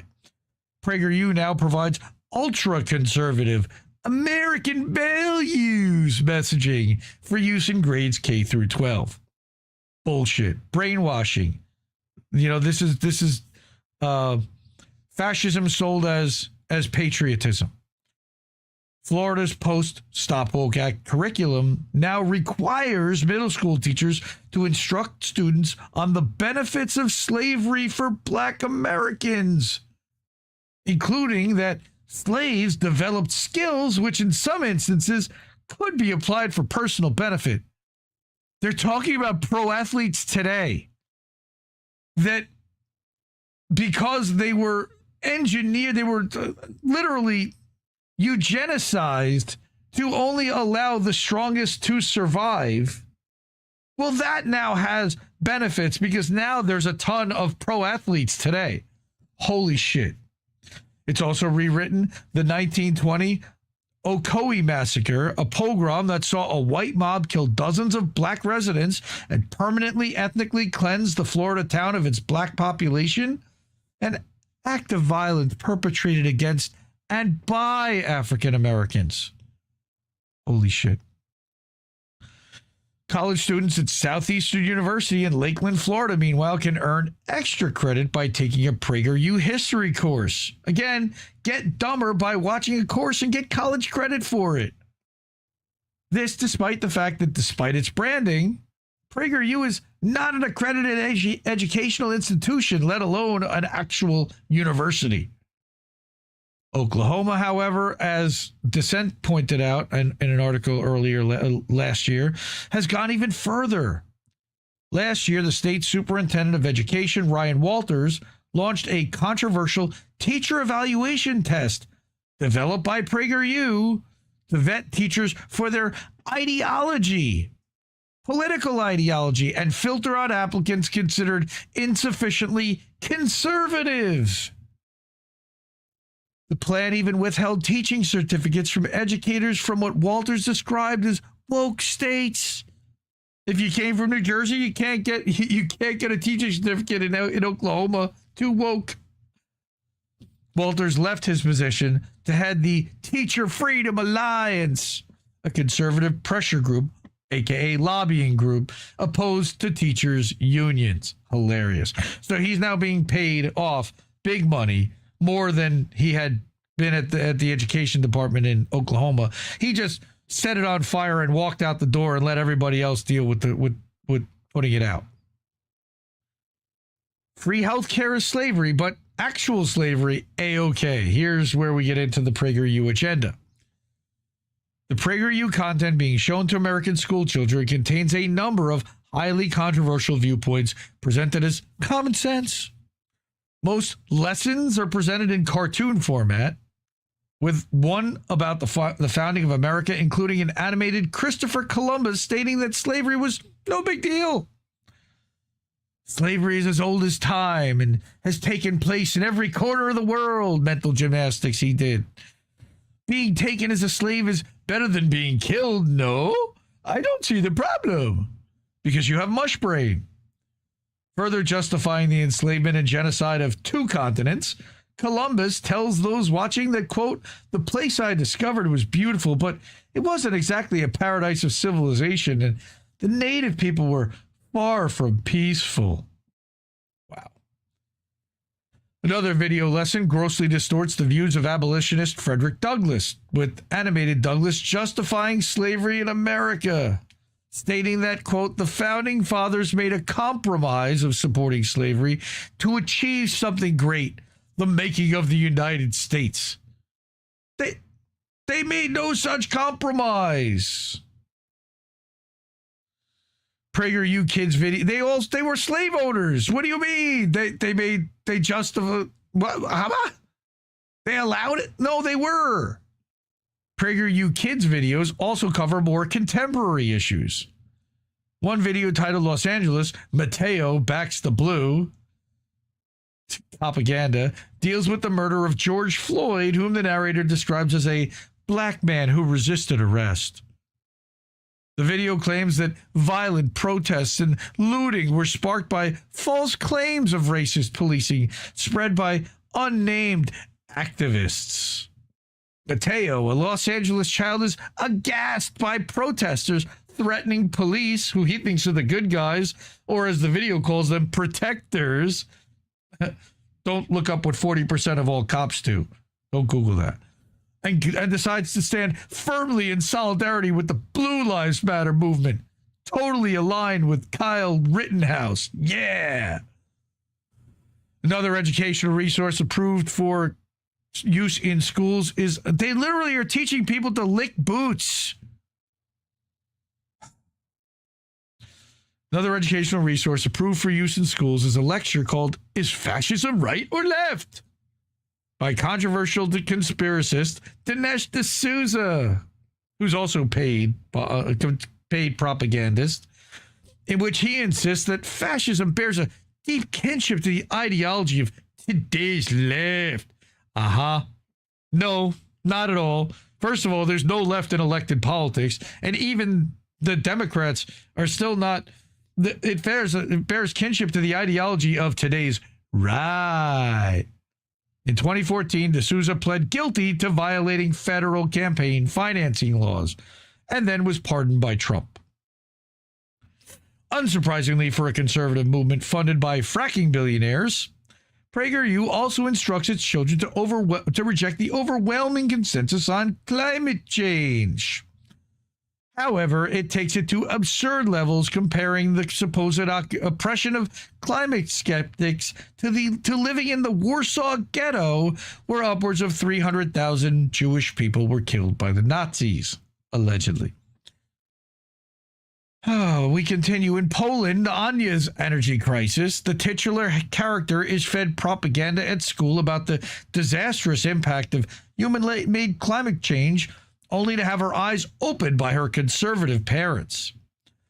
Anya is ostracized by the other children for merely expressing her concerns. Luckily, her grandfather, Jakub, gives her the strength to continue by telling her about the Warsaw Uprising. Through her family's stories, Anya's realizing that fighting oppression is risky and that it always takes courage. Except that the oppression isn't... Okay.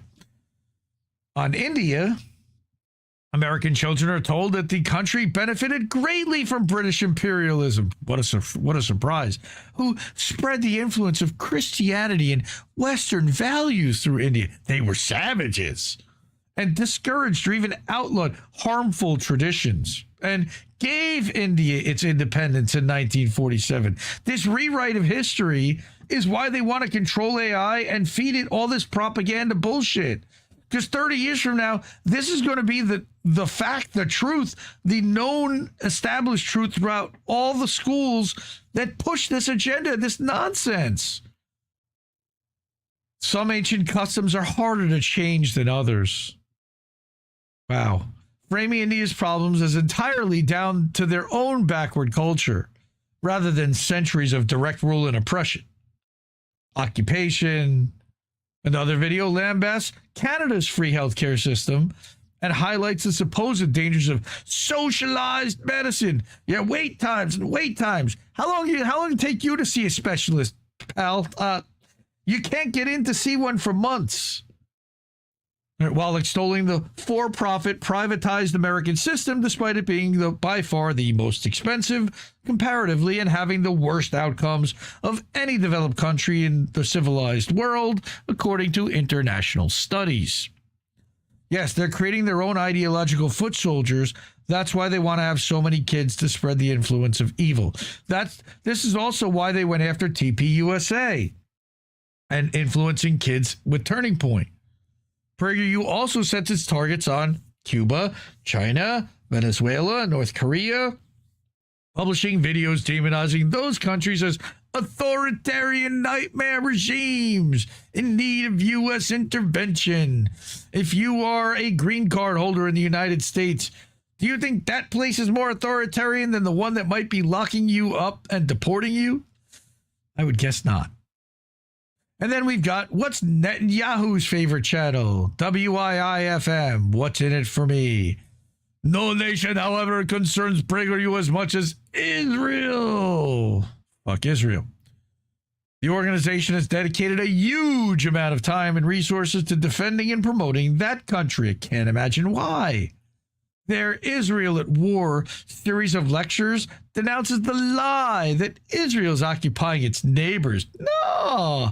And includes a link to sign a petition to condemn Hamas and stand with Israel. Fuck that. Stand against Israel. Stand against genocide. Stand against baby murder. A lesson plan designed for young children shows teachers how they can make a model iron dome out of juice boxes and straws in order to educate American children on how Israel is defending itself from Palestinian terror.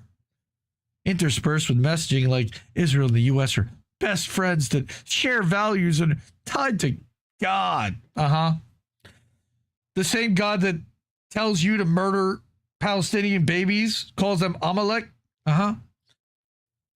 Another video explaining the current crisis in the region to older children claims that, like the United States, Israel is a nation of immigrants, which prides itself on its freedoms for all citizens, not the ones that they don't give citizenship to, no matter their religion, ethnicity, or race. And uniquely, Israel is the only country in the Middle East that does not oppress its minority populations.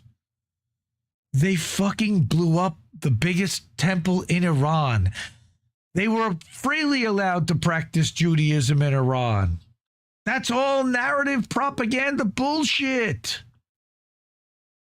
This will come as some surprise to Israel's Arab minority, who face systematic and institutionalized discrimination, including restrictions on land ownership, jobs, education, and to human rights organizations such as Amnesty International and Human Rights Watch, who describe Israel as an apartheid state, carrying out a genocide against Muslims and Christians, both. All right. PragerU, however, frames Israel as the victim. Of course, Israel loves to frame themselves as the victim. Israelis, they tell their audience, grew up under ongoing attacks from terrorist organizations whose primary goal is to destroy Israel because Israel stole the country. On many occasions, it continues, Israel sought peace with surrounding countries after they had already blown them up and attacked them and sought to destabilize their countries, like Syria, where they placed a spy that ended up working his way up through the ranks of Syrian government. Watch Borat. Sacha Baron Cohen did an Amazon series about that. Okay? Israel did not seek peace with its allies and the local Palestinians. Nonsense. They wanted dominance. They wanted supremacy. They didn't want peace. They wanted subversion. They wanted passivity. The network even comes with an endorsement from Netanyahu himself, who shared their video, Israel, the world's most moral army, with his followers and said, "We stand with Israel." PragerU replied, like a good Nazi. Prager is there. Okay, now we get to the Israeli spy who runs it. This unconditional support is unsurprising given who actually runs the company. PragerU CEO Marissa Straight is, after all, an Israeli spy. Don't like it? Don't care. She's a fucking spy. On her 18th birthday, she joined Unit 8200, the IDF's spying agency. In interviews, she's admitted that she was an officer in the controversial unit and stated that she uses tactics and techniques honed by Israeli spying agency on the American people. How is she allowed to operate in this country in that case? How is she not being prosecuted as a traitor? Quote, coming back here to the United States with the gifts that Israel has given me during my military training, I felt compelled to employ them here in my nation of the United States. That ain't your nation, you cunt. Fuck you. Get out of my nation. Exactly what her role as a Unit 8200 officer remains a mystery. She said of her time there that, quote, we were tasked with looking at problems that the intelligence community might be missing, unquote. Given that her service coincides with the Second Palestinian Intifada, however, one can speculate that suppressing domestic resistance to occupation was among her tasks. One does not join Unit 8200 by chance. The group is Israel's most elite spying agency, accepting only the top 1% of applicants. Rich parents spent fortunes on extra STEM classes for their children in the hopes that they'll be chosen to serve in the unit, knowing that there's a fast track into the upper echelons of Israeli society as well as the tech world. Unit 8200 is responsible for cyber warfare and psychological operations worldwide. The group has created a massive surveillance dragnet targeting Palestinians and uses the data to generate massive AI-derived kill lists. It's widely identified as the group behind the 2024 Lebanese pager attack, terrorist attack, which injured thousands of civilians. Unit 8200 agents are also responsible for producing much of the world's most invasive spyware that's sold to authoritarian regimes across the planet. And democracies, by the way, alleged democracies. This includes the notorious Pegasus software, which was used to surveil tens of thousands of politicians, journalists, human rights defenders, and union leaders. Saudi government, for example, used Pegasus to track WAPO journalist Jamal Khashoggi, dismembering him with a bone saw inside their embassy in Turkey. Quote, so much of what I learned in Israeli military intelligence has impacted the way I think today. It's such a gift what they've given me, she said. Yes, they've given you the CEO-ship of PragerU on top of it. From there, she moved back to the U.S. to work for pro-Israel pressure group, the Israeli American Council. She's a propagandist. She sees Israel and the United States as fundamentally linked together and both under threat from progressive values. No, they are not our allies. They are not looking out for the best of America. What they want is to absorb our resources and our finances and our military cover. And they're getting it. And they're using it for their colonial for their colonial goals. Right? We're losing America to radicals who hate the West and everything we stand for. Cry more. We must teach our children to be grateful to live in America. If you give them something to be grateful for, but if you hand them, unaffordable college and unaffordable healthcare and unaffordable housing and no jobs due to AI, what are they going to be grateful for exactly? Shut the fuck up. This cunt has made her own views on Israel's attack on Palestine clear. She has justified attacks on civilians in Gaza, claiming that they're harboring terrorists and hostages in their homes. No, they're not. They don't even have homes. Suggesting that Hamas has plans to kill all Jews, including nursery children. No, that's what Israel is doing right now to Palestinians. And then asserted that slogans such as Free Palestine are synonymous with destroy the West. No, Free Palestine means get Israel the fuck off their backs and stop killing them. Give them the free right of movement, the free right of being human beings, equivalent with rights like everybody else in this world. But she's a supremacist, so it's not surprising. So let's make America dumb again. She's been at PragerU since its inception in 2009. Dennis Prager, by the way, was a disgusting individual that it's also a good thing that he's dead, just like Lindsey Graham. Straight has been there since 2009.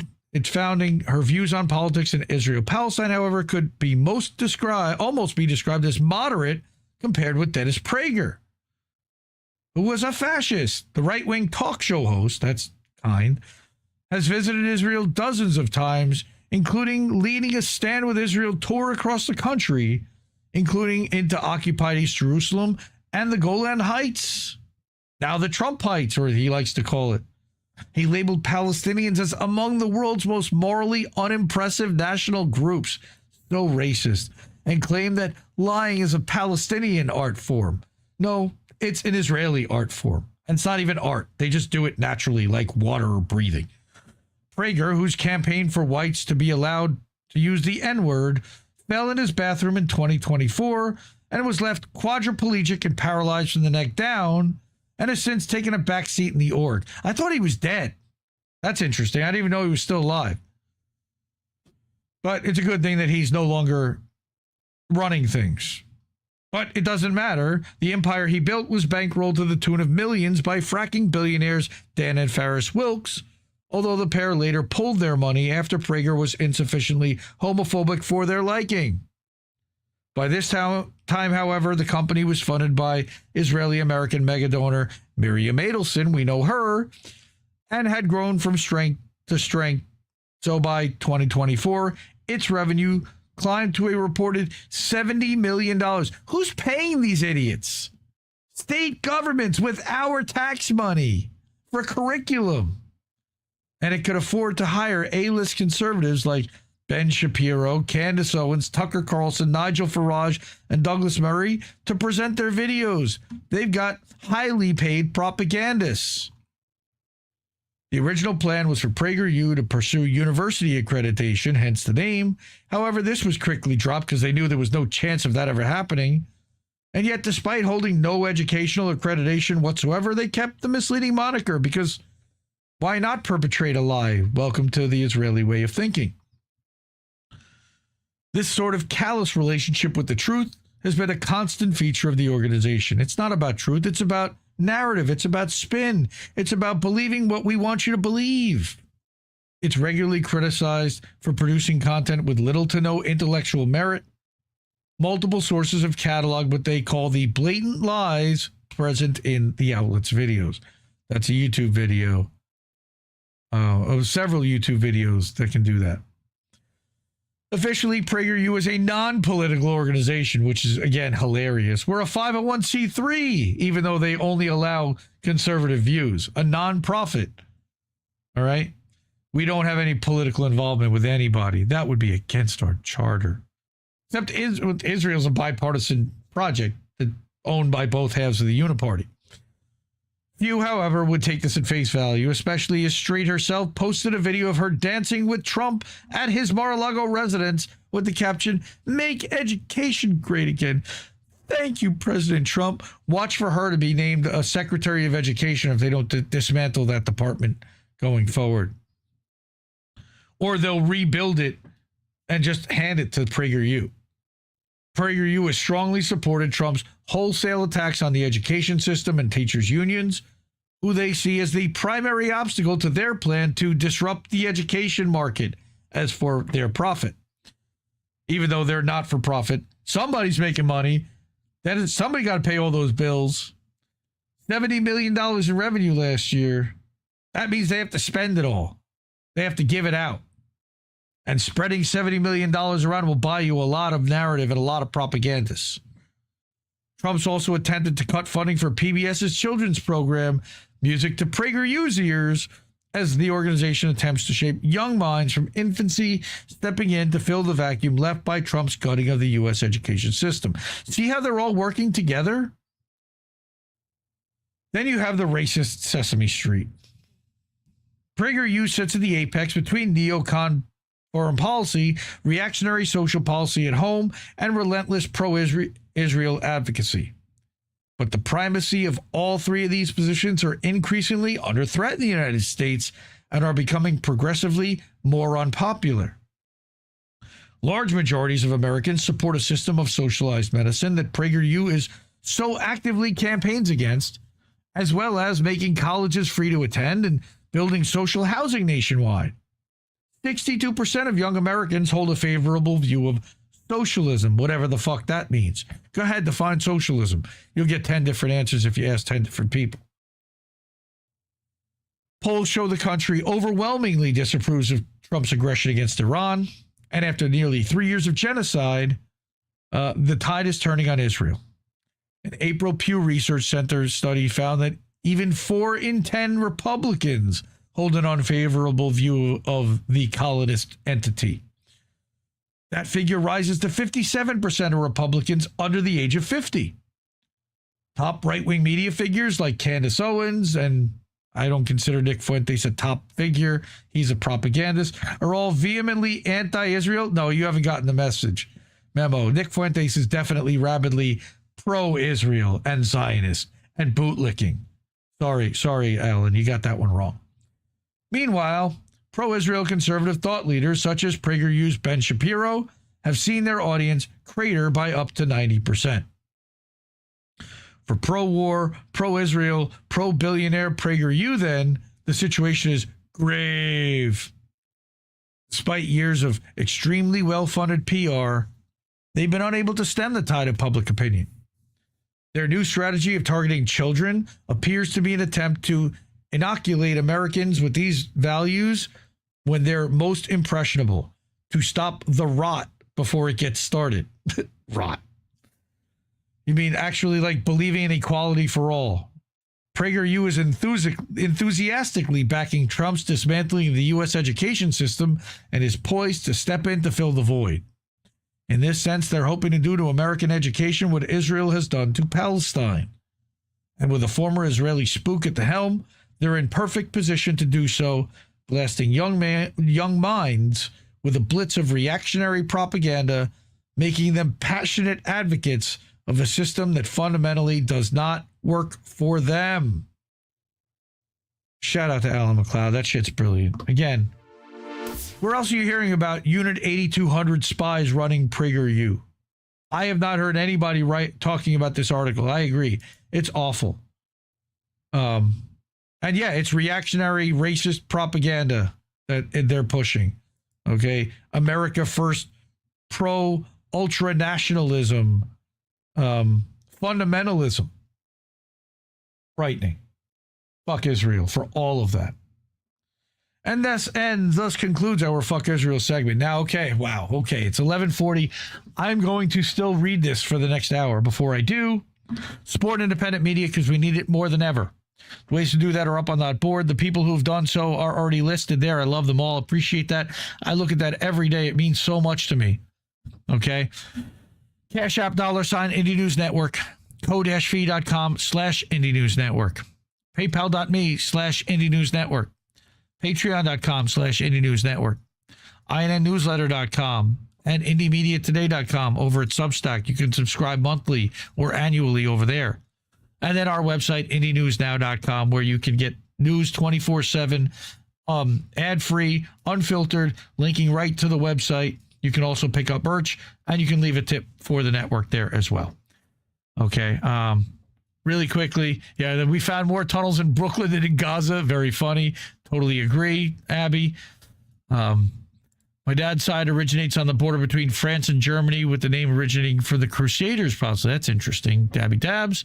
Or Macy, good to see you. And it's a good point, Abby. Many parents, too many parents, don't have time or are too tired to be involved in their children's education.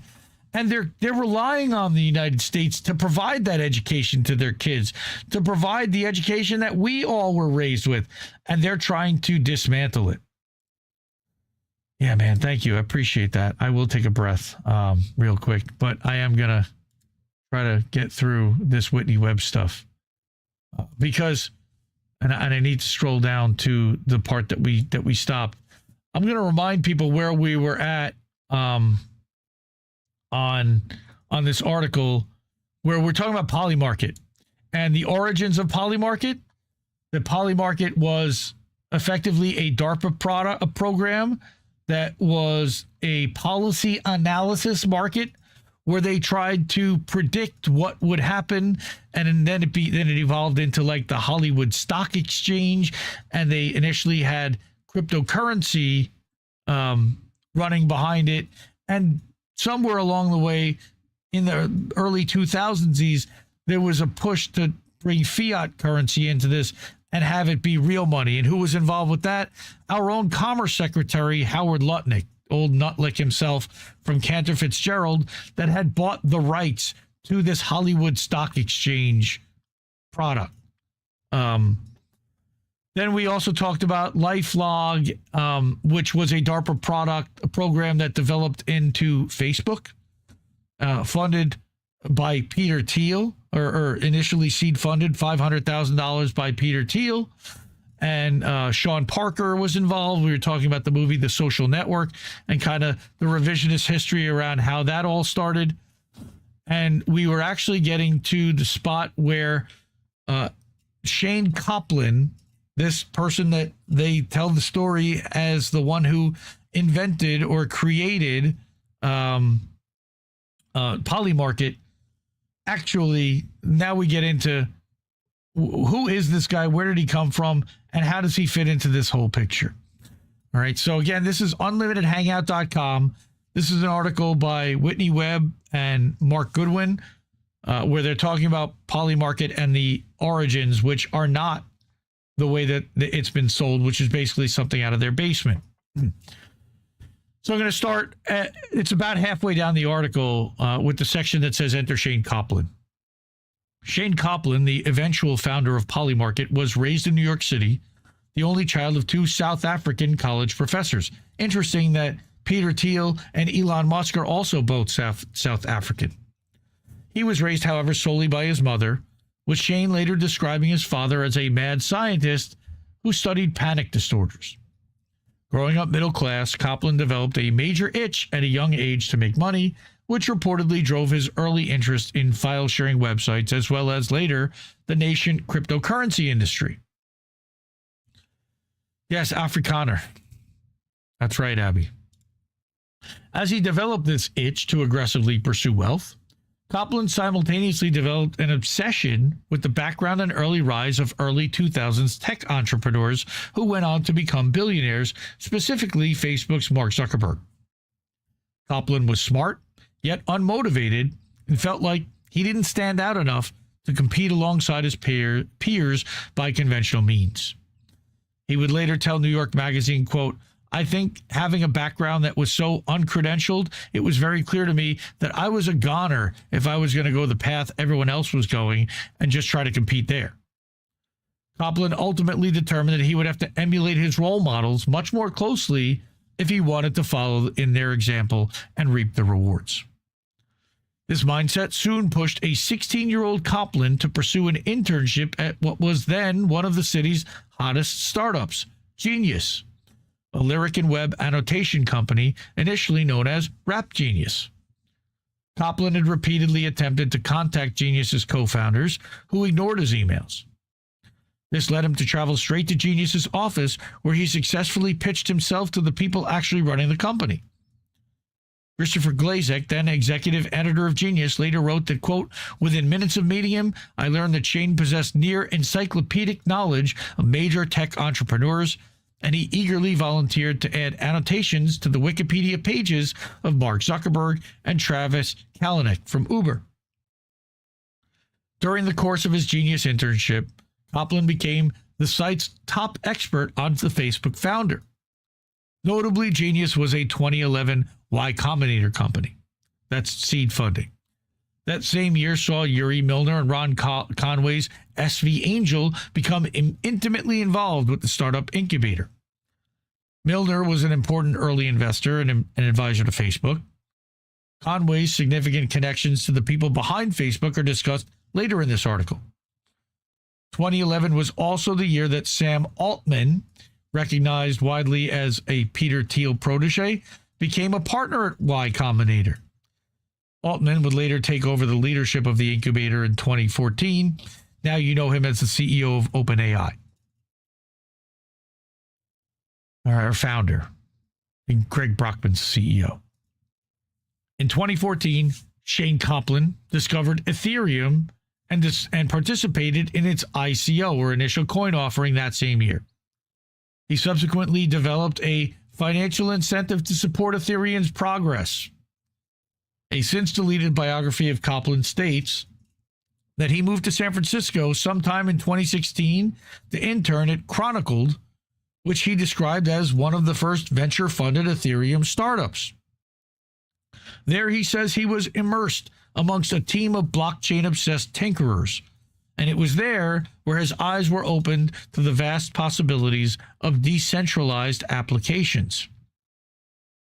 According to a past press release, or past press releases, one of Chronicled's goals as a company included, quote, creating a world in which physical and digital experiences are fully synchronized by offering a turnkey solution to securely register any asset identity, from art to automobiles to drones to secure shipping containers and pharmaceuticals, on the blockchain. He was a blockchain douche. All right, and here's one of these early bios, now deleted from his time as Token Union's CEO. And there's a link to the Internet Archive for that.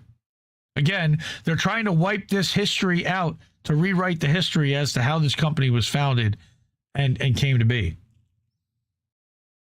People like Whitney are really inconvenient to that. One of Chronicled's main investors at the time was Pantera Capital, whose co-chief investment officer was Joey Krug, around the time that Coplin interned at Chronicle, right?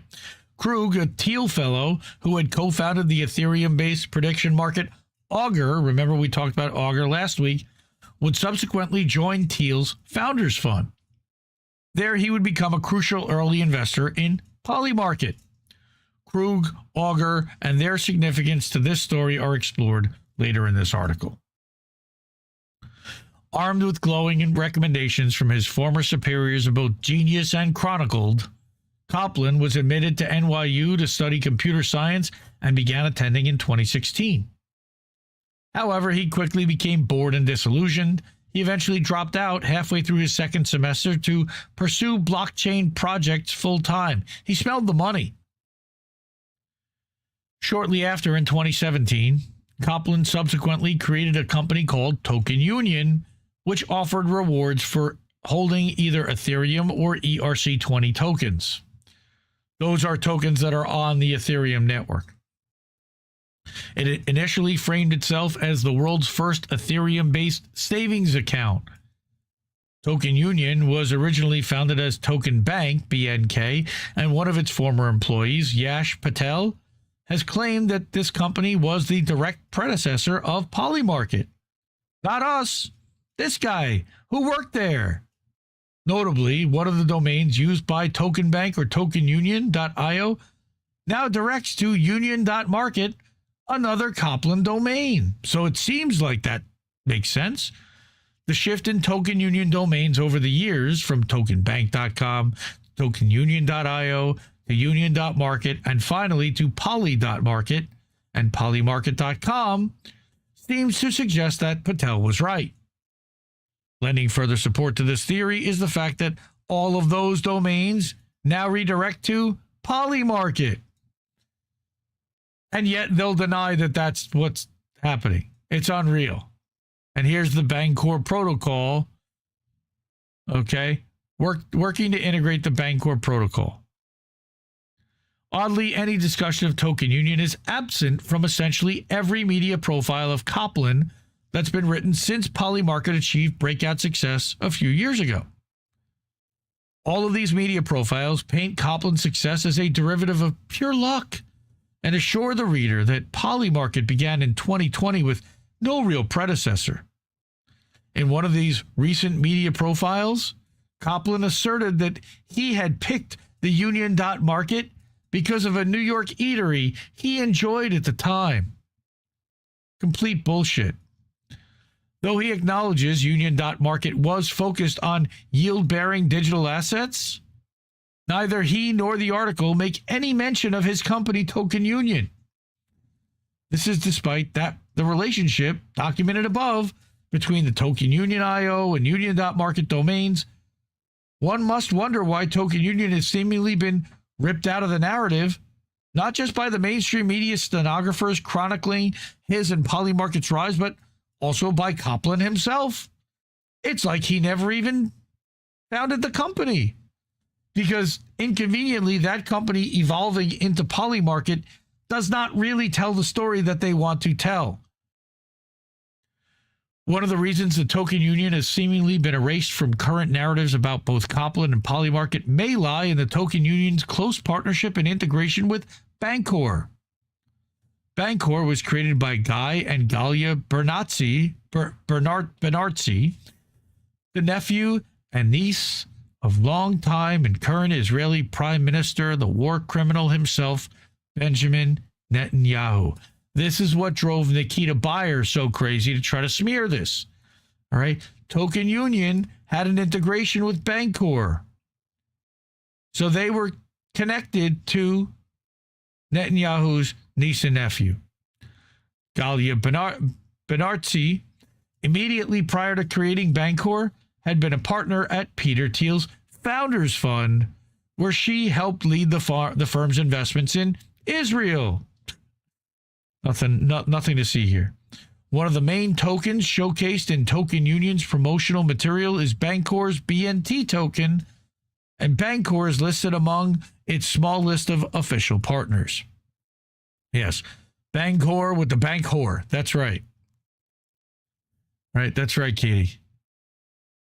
Right? So Bancor is listed among its small list of partners. Token Union's white paper also touted its integration with Bancor as one of its platform's main advantages. And now all of a sudden, it's like it never existed. Bancor advisor Lou Kerner was also a Token Union advisor, alongside Jim Haft, with whom Kerner created Crypto Oracle. Crypto Oracle was founded in 2017, and at the time, its founders advised Copland's Token Union.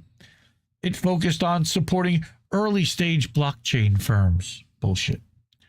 This strongly suggests that Crypto Oracle had backed Copland's company, which later claimed to have raised millions in a private pre-sale from undisclosed sources.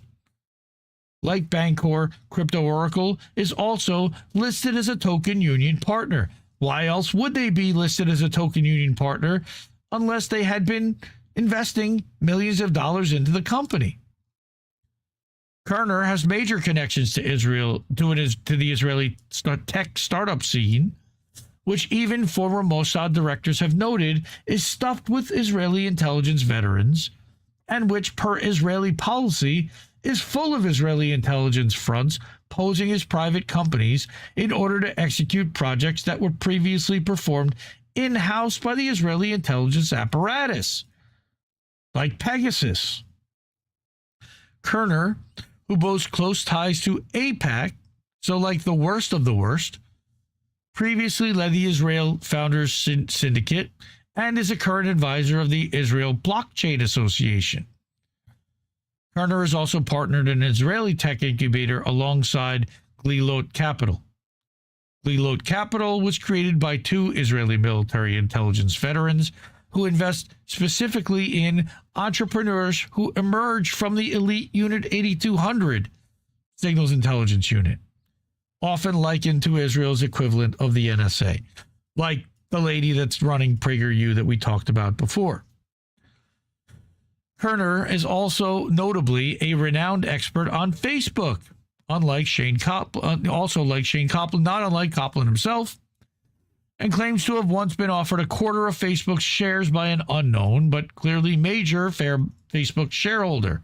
My guess that would be Thiel or what's his name? Sean Parker. He's since declined to specify the extent of his Facebook holdings. Kerner has claimed to have unsuccessfully pitched Mark Zuckerberg to sell him a significant stake in Facebook while Zuckerberg was still a student at Harvard. This suggests that another very early investor or figure at Facebook, aside from Zuckerberg, meaning Sean Parker, Reid Hoffman, Peter Thiel, etc., had tipped Kerner off to the social media company very early on. Since then, Kerner has also become an investor in Palantir, the privatized total information awareness that's chaired and was co-founded by Peter Thiel. Kerner previously worked at Bill Gross's Idea Lab, the first institutional investor in the Thiel-funded company PayPal. In addition to Kerner, Crypto Oracle's other co-founder, Jim Haft, as well as another Crypto Oracle employee, Jim Dix, are also listed as Token Union advisors. Dix is also notably listed as a former SEC prosecutor and was previously a vice president at Deutsche Bank. So you've got banking people, you've got people connected to Israel and Peter Thiel. Notably, Kerner is not the only Bancor advisor who was an advisor to Copland's Token Union. Here's another one, Steve Nereyoff, considered the legal architect of Ethereum's 2014 ICO, was simultaneously an advisor to Bancor and to Token Union. I don't see any potential conflict of interest there, do you? An archived version of Token Union's website refers to Nereyoff as the co-creator of Ethereum. It's right there. Stormex, by the way, also completely under. Mess. Half these things are just all these, they're grifts. They're, nothing good coming out of these companies. Prior to Ethereum's ICO, the Ethereum white paper published by Vitalik Buterin in 2014 made note of an alternative consensus mechanism to proof of work, which had been popularized by Bitcoin and Ethereum 1.0. This alternative consensus mechanism was called proof of stake, or POS, like piece of shit. Proof of stake removes the mining of digital assets via large amounts of compute of specific hashing algorithms and instead creates a randomized lottery system that selects validators based on the weight of shares held in the system. In this case, how much ETH one holds in a staking contract. Instead of proof of work, rewarding a Bitcoin miner with transaction fees for finding the next block of transactions based purely on how many hashes they can compute, proof of stake rewards ETH validators with transaction fees in the form of more ETH, the amount of which is based on how many ETH you already own. It's getting interest on what you already have. While the mechanics are novel in their own right, the reality of such a system is that large capital allocators within the ETH system have a larger stake on consensus simply for holding the assets, in addition to generating the yield on their stash of tokens simply for holding them. So the ones with the most make the most and set the market. How is that decentralized at all? Prior to the fall of 2022, transition to proof of stake, termed the merge, the Ethereum Foundation worked closely with stealth startup and Palantir subcontractor Antithesis to test the new consensus mechanism. In addition, one of the main forces behind the Ethereum blockchain's move to this POS was Ethereum co-founder Vitalik Buterin, he's a Nazi, allegedly, who had been promoting proof of stake since at least 2017. Buterin is also a Thiel Fellow who was closely connected to the founding and development of the Ethereum-based prediction platform market, Augur, which was co-founded by another Thiel Fellow, Joey Krug. So again, very incestuous.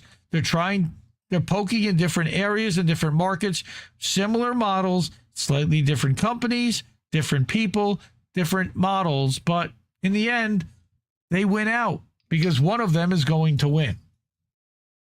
Long before Ethereum allowed token holders to earn yield on their ETH stacks via POS, projects like Bancor and Copland's Token Union allowed token holders to earn ETH for simply holding their tokens. Again, staking, such as the Augur token, REP.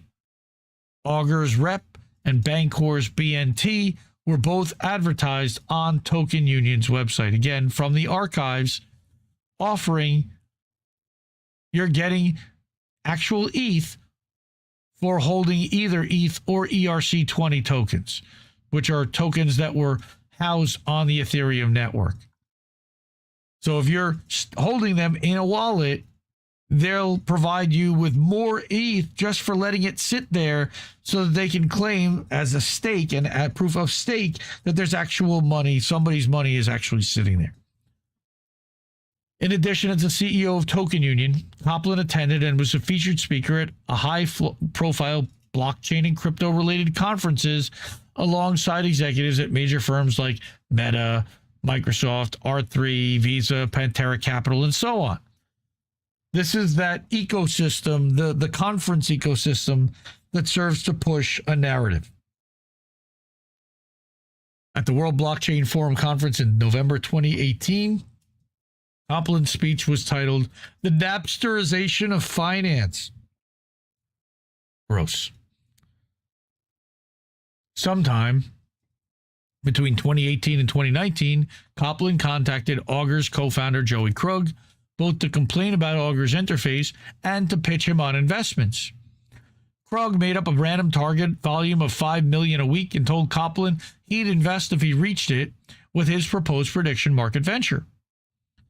Around this same time in 2019, Copland also reached out to none other than Robin Hanson, the system architect of DARPA's PAM. Remember, we talked about him last week. Copland that year claims to have first stumbled upon a Hanson paper entitled, "Shall We Vote on Values but Bet on Beliefs?" That Hanson paper, being the most inspirational to Copland, is notable as it's the paper where Hanson proposes a system of governance based on prediction markets called the futarchy. After reading this paper, per New York Magazine, Copland proclaimed to Hanson in a verbose email with multiple block paragraphs that he wanted to be the person to bring prediction markets to life. It couldn't have been anybody that was connected to this guy that had prior knowledge of these prediction markets, of these policy analysis markets in DARPA and in the Total Information Office. Nah, couldn't have been. Just happened to find it, right? Just happened to show up on his desk, right? Hanson was also advising Augur at the time. He's said to have largely brushed off Copland. Naturally. Copland went on to officially create Polymarket in June 2020, reportedly due to the COVID crisis forcing him to alter course for his previous project, Union Market, and Copland having recently been inspired by the work of both Hanson and Austrian economist Friedrich Hayek. As the story goes, Copland then went on by himself and built Polymarket alone in his bathroom. Sure he did. However, that is the official narrative we've been told of Copland and his early interactions with figures like Krug and Hanson. As demonstrated thus far in this article, another key part of this official narrative around Copland and Polymarket is a lie. Copland didn't come out of nowhere with Polymarket in 2020 with no real prior footprint or industry connections. Copland, well before 2020, was speaking at high-profile conferences alongside top executives at some of the biggest companies in the industry, while also attracting, per Token Union's own claims, millions in private funding and advisors and partners with clear and obvious ties to both private and public sector of Israel and significant ties to top people in the early Ethereum network.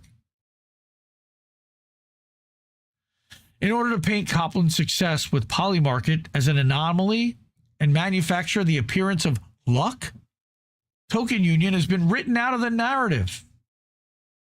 Given this effort to obfuscate Polymarket's apparent predecessor company, of which Copland was CEO, one can't help but wonder what else has been intentionally left out of the story. Well, let's take a look. Copland quoting the Teal verse. And again, Dissent has done extensive work on examining the Teal verse, as has Whitney Webb at Unlimited Hangout, which is what we're reading, by the way. Whitney Webb and Mark Goodwin, Unlimited Hangout, about Polymarket and its origins. Copland's aforementioned years-long obsession with the trajectory of Silicon Valley billionaires, particularly Zuckerberg, is worth dwelling on in detail. During the time that Copland was a top expert on Zuckerberg, quote unquote, and prior to officially founding Polymarket, several reports had been circulating about the parallels between DARPA's LifeLog and Facebook, including the unusual coincidence that Facebook launched the very same day that LifeLog was formally shuttered. It's not clear if Copland knew of such claims or not, but his apparent obsession with Zuckerberg's and Facebook's rise, as well as his professed desire to imitate that trajectory, suggests that he may have been aware of such claims and how they may have factored into Zuckerberg's professional success. Again, he also probably knew that Thiel was what was the initial seed founder of Facebook, so he probably would have gone to Thiel. Though in the event that he wasn't, Copland surely was aware of the crucial role played by Sean Parker and his associate Peter Thiel in Facebook's early success and the company's ability to become the dominant social media company. If Copland was to emulate his hero, he surely would need to find his own Sean Parker. However, evidence suggests that Copland not only sought to emulate Zuckerberg during Polymarket's formative period, but also Parker as well. As noted earlier, prior to founding Polymarket, Copland had given a speech at the World Blockchain Forum in 2018 called The Napsterization of Finance, while serving as CEO of Token Union. Remember who founded Napster. Shortly after formally creating Polymarket in 2020, Copland would claim that Polymarket was at the vanguard of ushering in the Napsterization of finance. In order to Napsterize finance and hold that as a central goal to your business strategy, one must know a considerable amount about the company Napster and what it would mean to Napsterize an industry.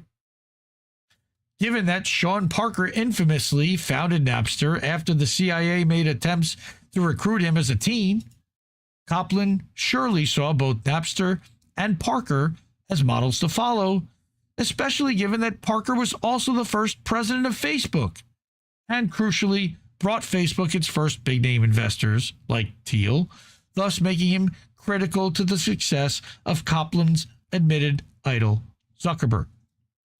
Disgusting to idolize somebody like Mark Zuckerberg. And here's their link between worlds, Sean Parker. Remember, in the Social Network movie about this that Aaron Sorkin directed and produced, Sean Parker was played by Justin Timberlake. And to me, it was actually one of his best roles that he's ever played. He was brilliant. He actually made Sean Parker likable. Sean Parker, let's do a little deep dive, was born in 1979, Fairfax County, Virginia, to an advertiser and an oceanographer.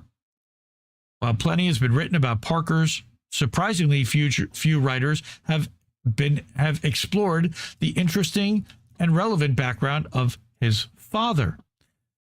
They always look at the parents. Bruce Parker Jr., not Ray, but Bruce Parker Jr. Ray Parker Jr. did the Ghostbusters song. Sean's father spent years working for various government oceanic institutes across the United States, including stints as the chief scientist in NOAA, a director of the Coast Survey Development Lab, and a former director of the World Data Center for Oceanography, among others. Should ask Reef about that. His mom is also in ocean science. During his time at the NOAA, from 1974 through October of 2004, it's 30 years, His department worked closely with CIA in a data sharing effort spearheaded by Vice President Gore, known as Project Medea. Parker's then boss at NOAA, D. James Baker, was a critical part of Project Medea's team. Years later, in 2009, Parker Jr. became an active member of the EDGE Foundation, founded by John Brockman. Remember, Greg Brockman is the OpenAI CEO, and largely financed by one Jeffrey Epstein. Womp womp. He even penned an introduction for an EDGE special event in 2011 titled When We Cannot Predict, in which the first sentence claims that prediction is the very essence of science. Prior to his time at NOAA, Parker Sr., or Ben Parker Jr., worked directly with the U.S. Navy, including a summer at the U.S. Naval Underwater Sound Laboratory and 2 years supplying the DoD with data as an oceanographer at the U.S. Naval Oceanographic Office. Easy for me to say. Notably, the NOAA and the Navy have long partnered frequently on joint ventures whereby NOAA technology and data are used for both military and civilian objectives, like dual use. All right. Sean's grandfather, water skiing pioneer Bruce Parker Sr., had his own history with the Navy, helping them train porpoises in the Caribbean. The water ski schools owned and operated by Parker Sr. were partnered with Harry Conover, whose modeling agency was seeded by former U.S. President Gerald Ford, and whose wife at the time, Candy Jones, later became the earliest MK Ultra whistleblower years before the Church Committee exposed the CIA project's existence. Wow. So his grandfather had links to MK Ultra. Did not know that. While his father's lengthy career at NOAA and the Navy likely saw him brush up against the intelligence community and intelligence assets at times, Sean Parker's own trajectory would see him interact much more closely with these groups. According to a 2011 Forbes profile on Sean Parker, the FBI rated the 15-year-old then hacker for illegally hacking into websites associated with government services and a Fortune 500 company. He was ultimately let off with community service. During his community service sentence, Parker described meeting a punk rock princess with whom he lost his virginity as an incredible cosmic irony. Parker furthered it was the most romantic experience of my life, and that he met her only because I'd been raided by the FBI. As the story goes, shortly thereafter, Parker was then recruited by the CIA himself after his success at a local computer science fair. Parker has claimed that when presented with the CIA's offer, he instead chose to work at Mark Pincus's startup, Freeloader. He could have done both. He later joined the DC-based internet service provider UUNet. That's a company that claims to have been the first commercial ISP that employed many former members of DARPA who had built an early iteration of the internet known as ARPANET. Parker's former boss, Mark Pincus, later founded the juggernaut Facebook game company Zynga. Everybody knows them from Words with Friends, which at one point accounted for around 10% of the social media giant's income. They ran that into the ground. Facebook gaming is a butchered mess. Pincus would also come to work with and invest alongside Parker, including in Polymarket, after making critical early investments in several earlier Parker-linked companies, such as Napster and Facebook. And there's Parker and Pincus. Parker's on the left with the beard. You see how they made Sean, what's his name? Justin Timberlake look like him. Around the same time Parker began programming at UUNet, Microsoft acquired a 13% stake in the company.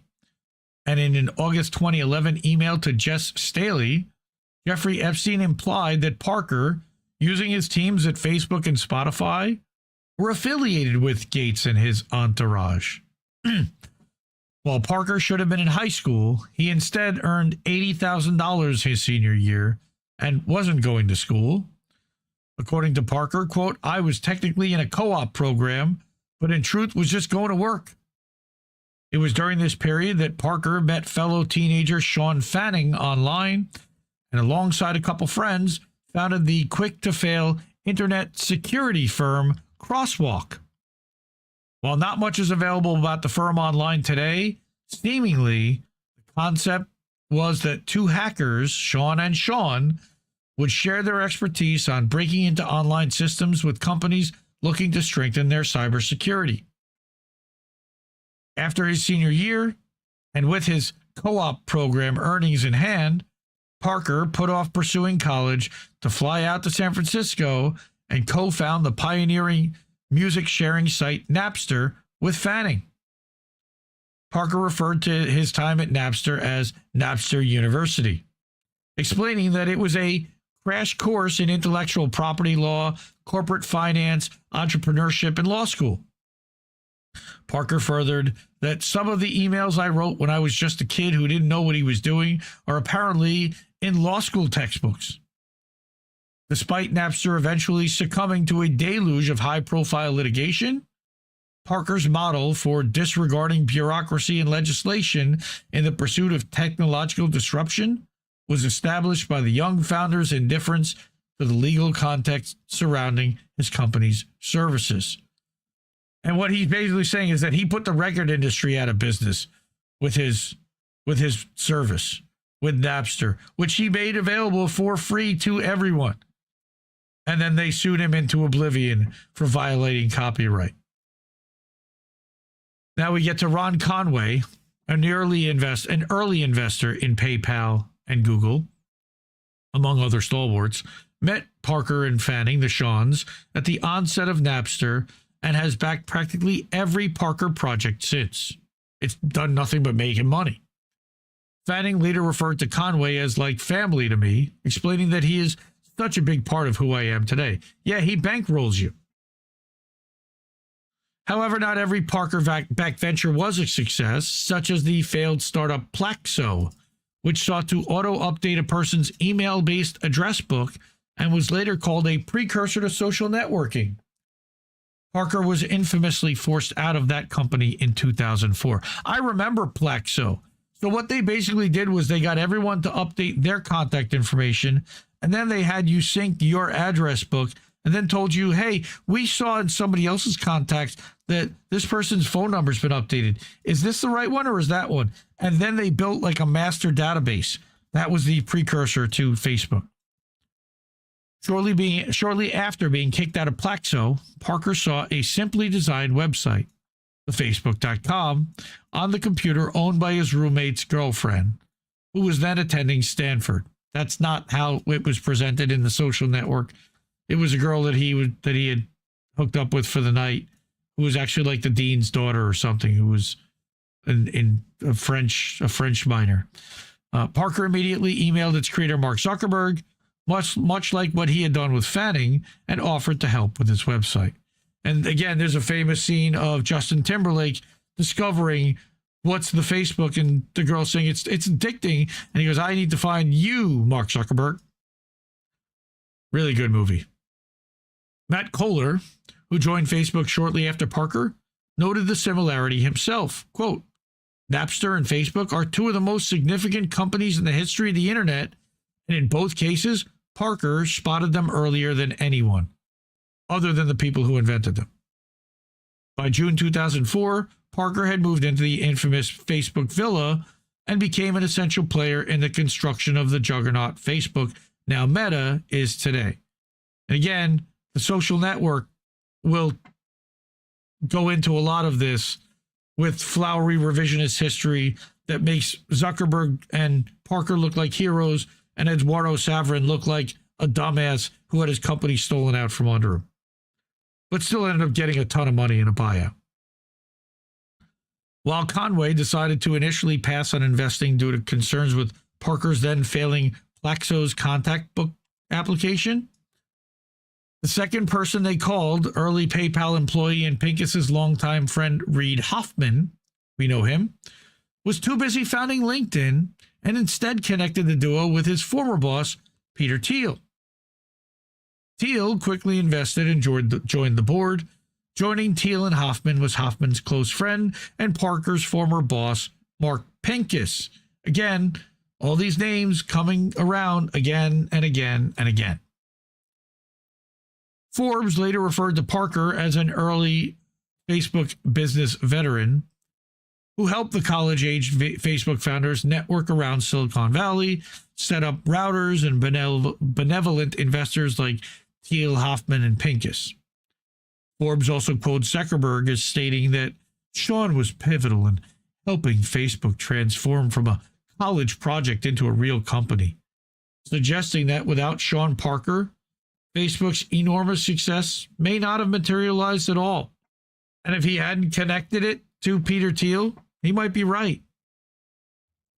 Parker, Zuckerberg, and Thiel went on to change the internet and pave the way for further exploration of the concepts of digital identity, digital content distribution, digital community, and even digital currency.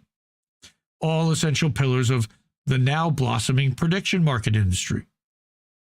In 2005, Parker was accused of possessing cocaine during a house party at a rental under his name, and although he was never charged, he was essentially forced off of the Facebook board. Despite this, Thiel has claimed that he does not think Sean ever really left Facebook and has continued to be involved in many ways. And again, that whole cocaine incident was also documented in the Social Network movie. The next year in 2006, Parker was hired by Thiel and became a partner at Thiel's Founders Fund. There, he famously courted and advised the team behind Spotify to legally commercialize the digital music industry, succeeding exactly where Napster had quote-unquote failed. Thiel reiterated his admiration for Parker, referring to him as a brilliant entrepreneur who somehow transforming the United States and is not yet understood by society. Again, Thiel, Zuckerberg, and Parker. Oh, Howry, right, Ken Howry from Founders Fund. Not long after, Parker had stated that it's technology, not business or government, that's the real driving force behind large-scale societal shifts. Yeah, technology funded by the government, dummy. This idea is similar to those expressed by Parker's boss, Thiel, who has described technology as a way to exert unilateral change on the world. That's frightening, and it's therefore an incredible alternative to politics. Given that Thiel views technology as the most effective way to exert unilateral change on a society and as a way to bypass public consent, his view that Parker and his companies have been key to transforming the United States takes on increased significance. One should also consider the early role of Parker and Thiel at Facebook alongside their respective connections to the American national security state. Parker had early run-ins with the FBI and was sought out by the CIA. As detailed earlier in this piece, Thiel was also actively working to privatize at least some programs of DARPA's Information Awareness Office at the time Parker contacted him about the Facebook.com. Having just privatized DARPA's TIA program into Palantir, Thiel and perhaps Parker certainly saw in Facebook a company that could be molded to serve as more than just a social network. Thiel likely saw its utility as an analog for the shuttered sister project of TIA, LifeLog, particularly given the fact that Thiel was known to have been meeting with John Poindexter, the close friend of LifeLog's project manager Doug Gage during this time. Thiel's fondness for Parker and his belief that Parker has played a major role in transforming the United States may lie in Parker's outsized role in developing what we could call the Napsterization model for a given industry that many Teal-linked ventures have since followed. Parker's Napster, even though it failed, was able to test the regulatory environment and determine what was needed for a successor to emerge as the dominant de facto monopoly in that industry with the blessing of regulators. In the case of Napster's successor Spotify, it was Parker, then at Teal's Founders Fund, who spotted a worthy vessel for his ultimate ambition, that began with Napster. Subsequently, this Napsterization model has been applied in several Teal-linked companies, including Facebook itself, via its attempts to launch its Libra stablecoin, as detailed previously by Unlimited Hangout. For example, Facebook itself faced many legal battles during its formative years, and thus employed many heavy hitters with ties to the public sector as legal counsel, including former State Department official Jennifer Newstead, who previously helped draft the Patriot Act. Another former Facebook lawyer, Ted Ulyat, had worked in George W. Bush's White House before Facebook. Ulyat himself was suggested to Zuckerberg by Paul Cappuccio, a lawyer who had successfully represented AOL in its landmark litigation regarding EU approval. That's an outcome that helped globally enshrine American-made interests during the Internet's proliferation. Both Cappuccio and Ulyat worked at Kirkland and Ellis, the law firm hired to defend Jeffrey Epstein, while Cappuccio helped Parker and Teal deregulate and disrupt the electronic cigarette market as the general counsel for the now bankrupt Enjoy, the first e-vape company to receive FDA approval. You see, all these guys are behind all the most evil shit that's now dismantling our society, reshaping America into the whore system that it is today. All right?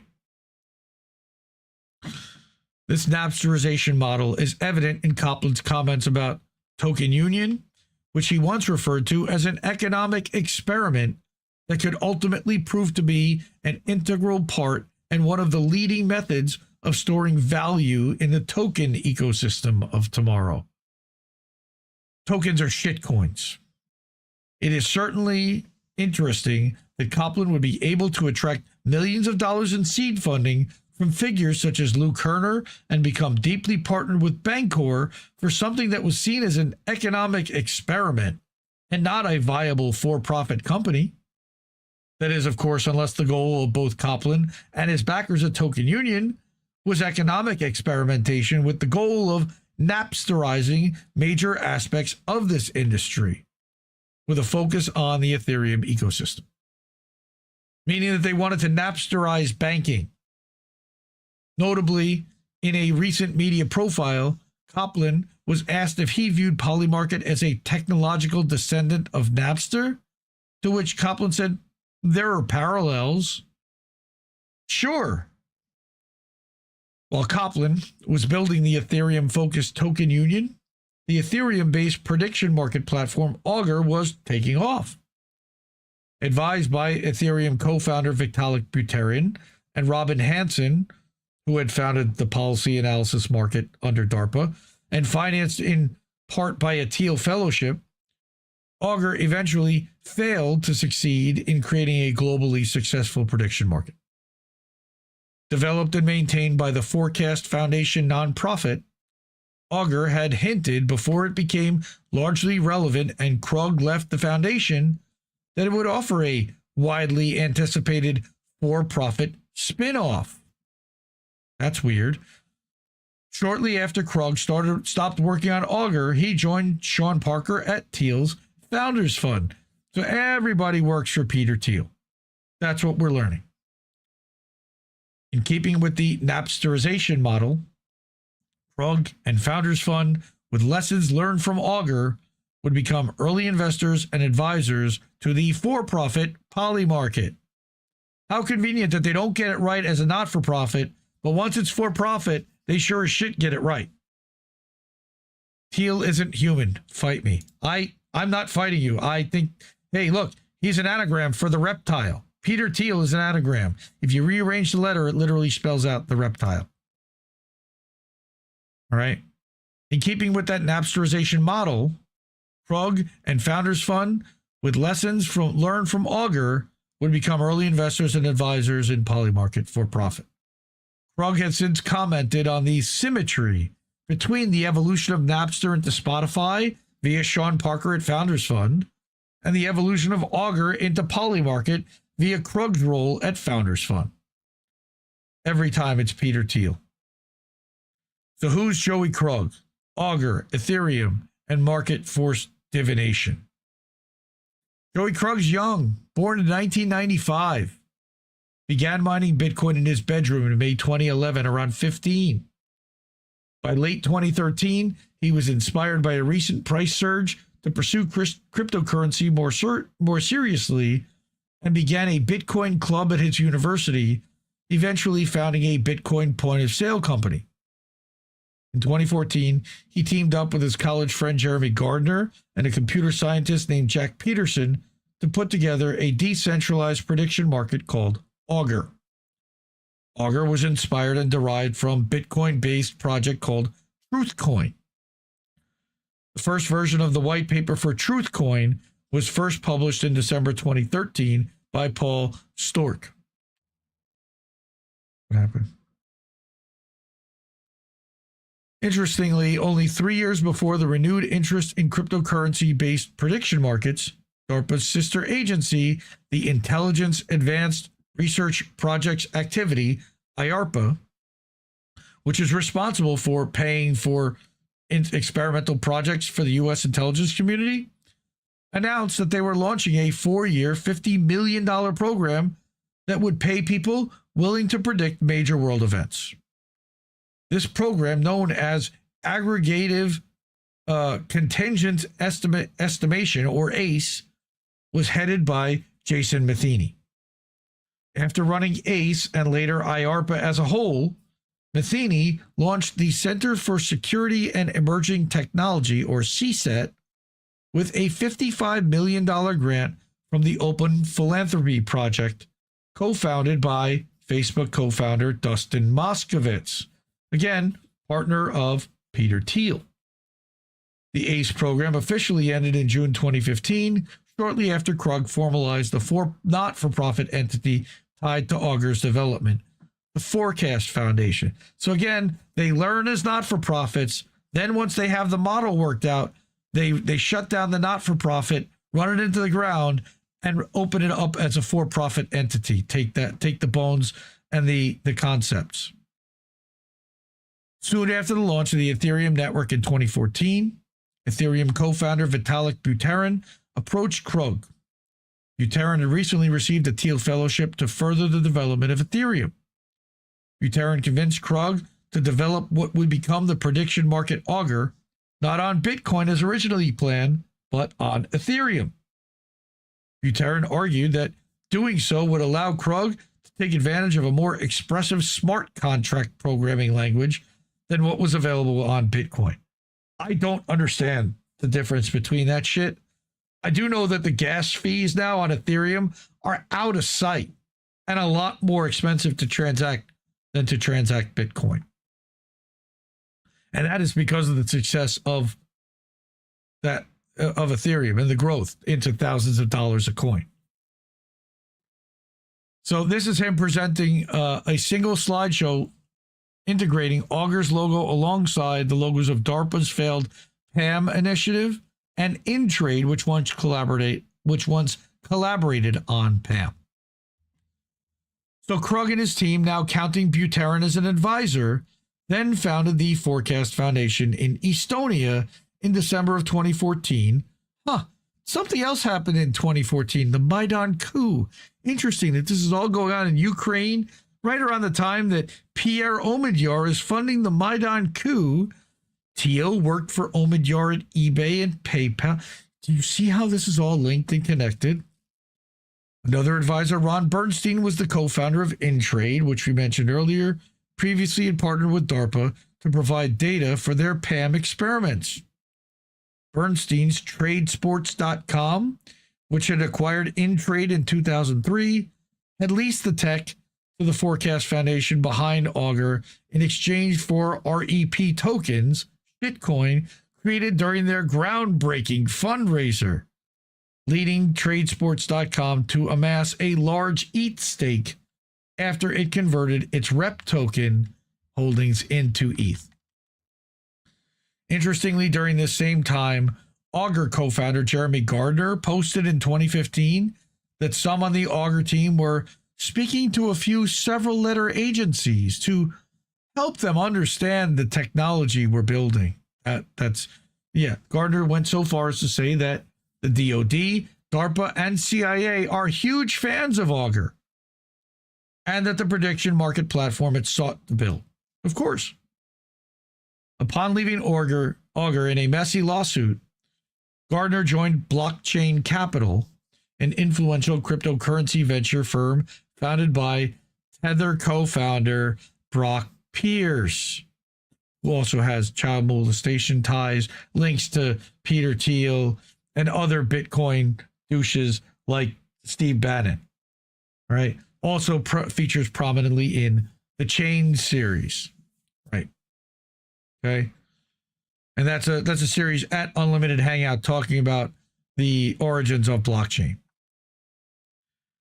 Notably, the Augur team soon added the architect of DARPA's failed PAM prediction market, Robin Hanson, as an advisor.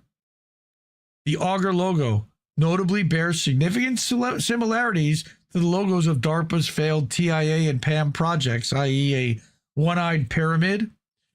In fact, the profile on Augur from 2018 notes that Krug, one of his co-founders, and two unnamed Augur advisors, one of which was likely Hansen, had explicitly decided to make Augur's logo a pyramid with 3 points converging upon an all-seeing eye. This, among other similarities, suggests that Augur was an effort to resurrect PAM, particularly given that in a few short years, Thiel's tentacles would extend deeply into Augur and were already present indirectly via Buterin's Thiel Fellowship. And again, there's your all-seeing eye of the world and a chart from the triangle. Okay? There's the total information awareness again, eye from the triangle looking at the world. And here's Augur, an eye inside a triangle. Also spelling out the letter A, which is interesting. In the fall of 2015, the Forecast Foundation and Augur operated and the first ever ICO on the Ethereum blockchain with their token REP. Reports from October it was also probably the first rug pull, by the way. Reports from October 2015 during its ICO claim that Augur was courting 4 major banks, in addition to a partnership with IBM Watson in efforts to develop a closed source alternative to Augur. This fundraising method, analogous to the initial public offering, came to dominate the remainder of the decade in the crypto space, leading to its pioneer Krug to eventually join two of the most influential investing firms in the industry, Pantera Capital and Peter Thiel's Founders Fund. In June 2016, Krug himself was awarded a Thiel Fellowship to further develop Augur. The next year, he joined Dan Moorhead's Pantera Capital as a co-chief investor officer, or a CIO, in 2017. Okay. That year in June 2017, he, in a post published on his Medium account announcing his Pantera appointment, Krug specifically noted that this would help solve a dire need for liquidity on Augur, even stating that Pantera would be actively trading on it.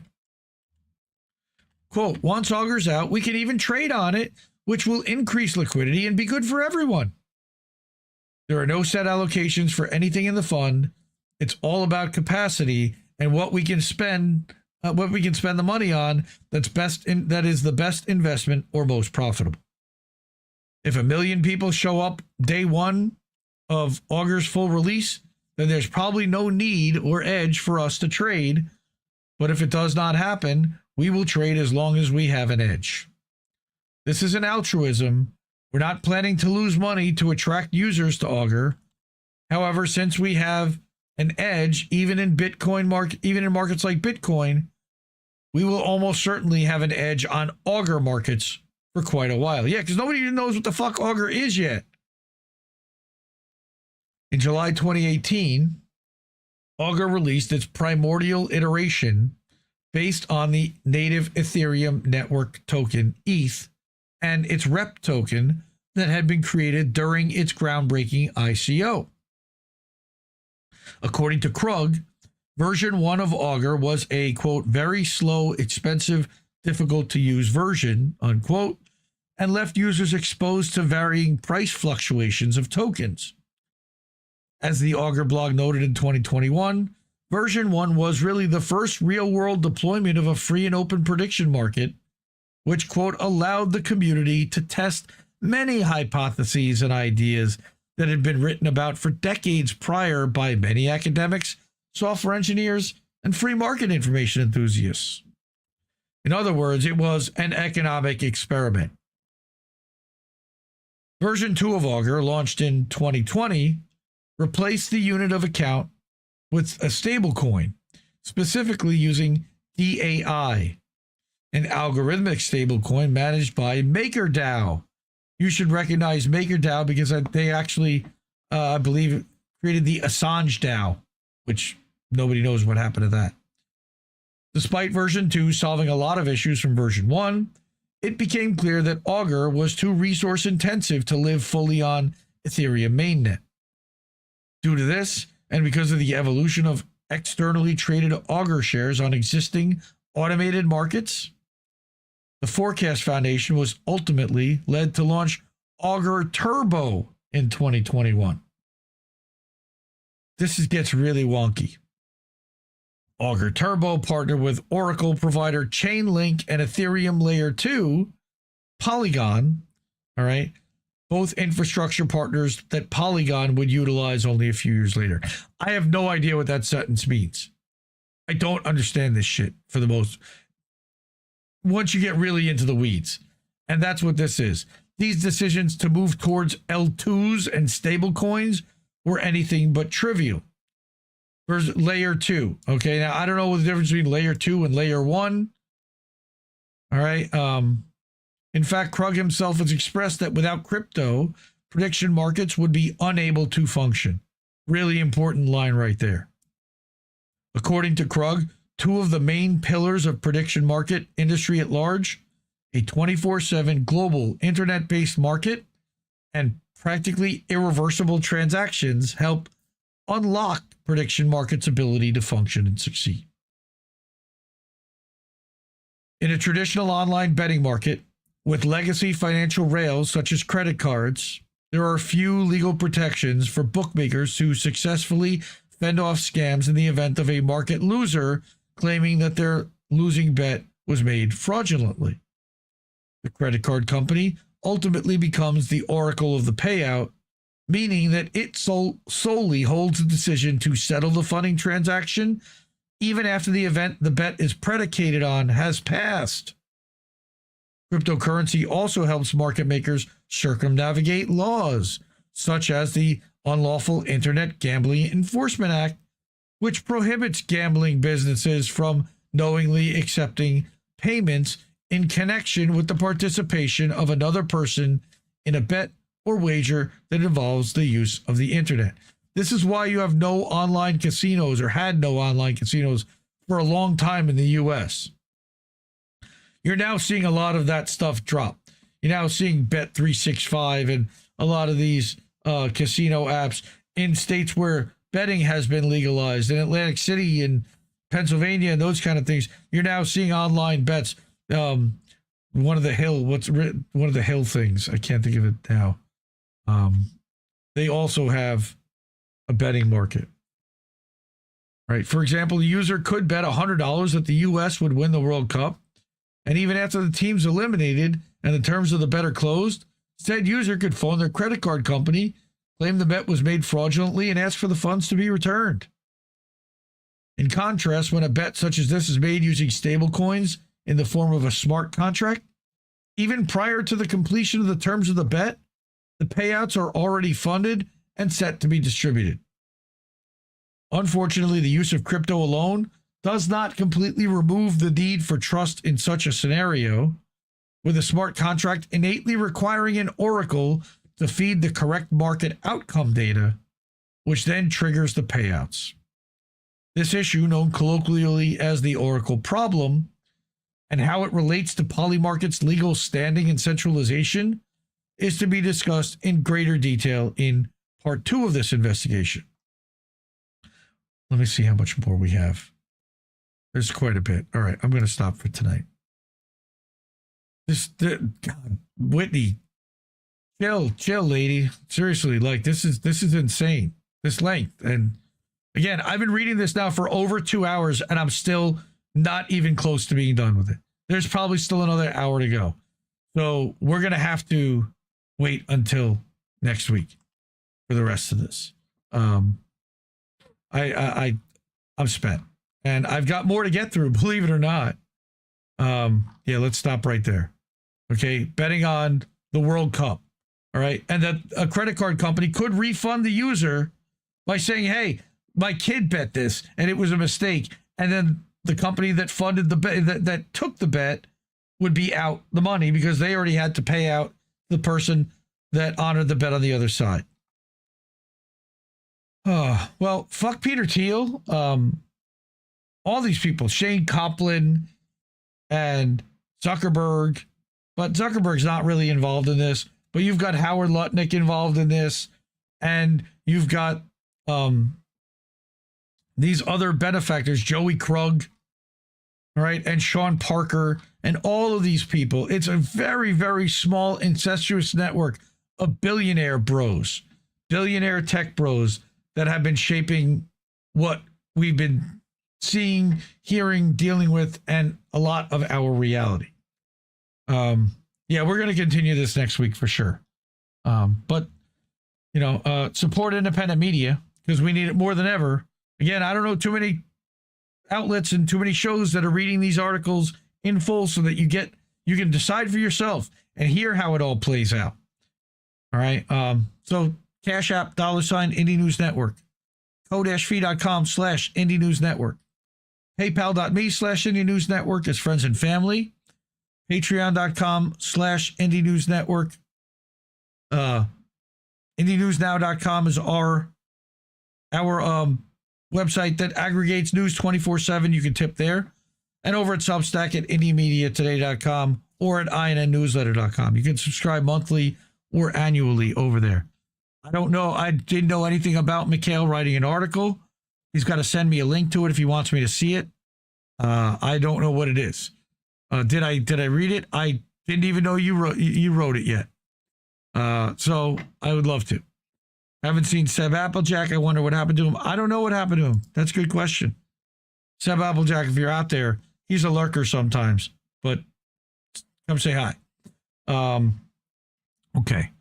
I have got a quick lightning round to get to, and then we'll do GoFundMe's and get out of here. It's super late. My voice is starting to go. All right. So, and I did have this two somewhat longer articles or things to talk about. Nolan Wells. A lynching, maybe. I mean, terrible, awful story.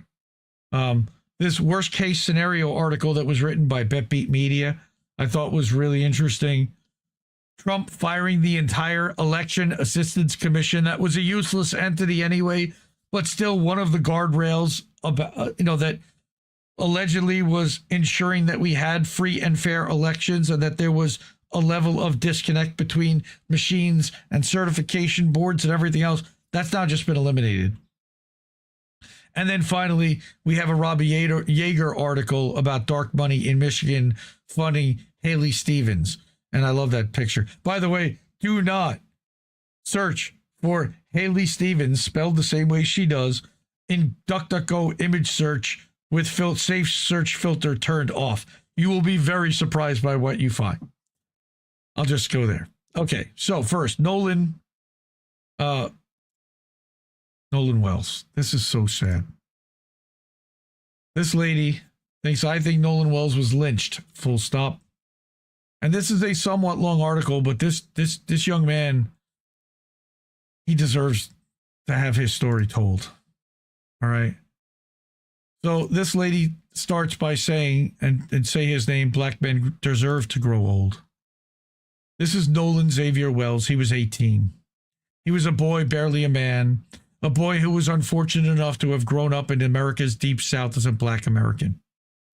Among friends, he was cherished. He was an avid football player who enjoyed doing football things that I don't really understand. He had a great future ahead of him, complete with college and a proud family. On July 4th, he went missing. His body was found 2 days later, confirmed to have passed away under mysterious circumstances. While freak accidents do happen, there's ample reason to believe that this was not a freak accident. So this person says that growing up with Southern white father meant that she'd hear stories of good old boys. My dad was a Texan. My dad would tell me that in the South, good old boys were protective over the women. He would say that if a woman was hit or hurt, her brothers or fathers would get some of the good old boys to take the abuser on a hunting trip. Oh, and wouldn't you know it, a hunting accident would happen and the abuser would go bye-bye.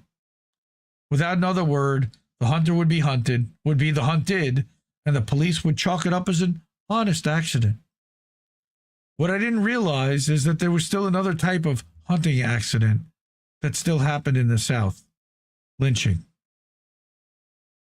My dad never broached that subject, but as I grew older, it's become very hard for me to ignore how often the same MO keeps popping up in a racial setting. In the 19th and early 20th century, lynching was most commonly done with a noose. It was and is a form of racial terrorism meant to intimidate black Americans and make them learn their place, so to speak. Today, lynchings still happen. However, the methods generally changed.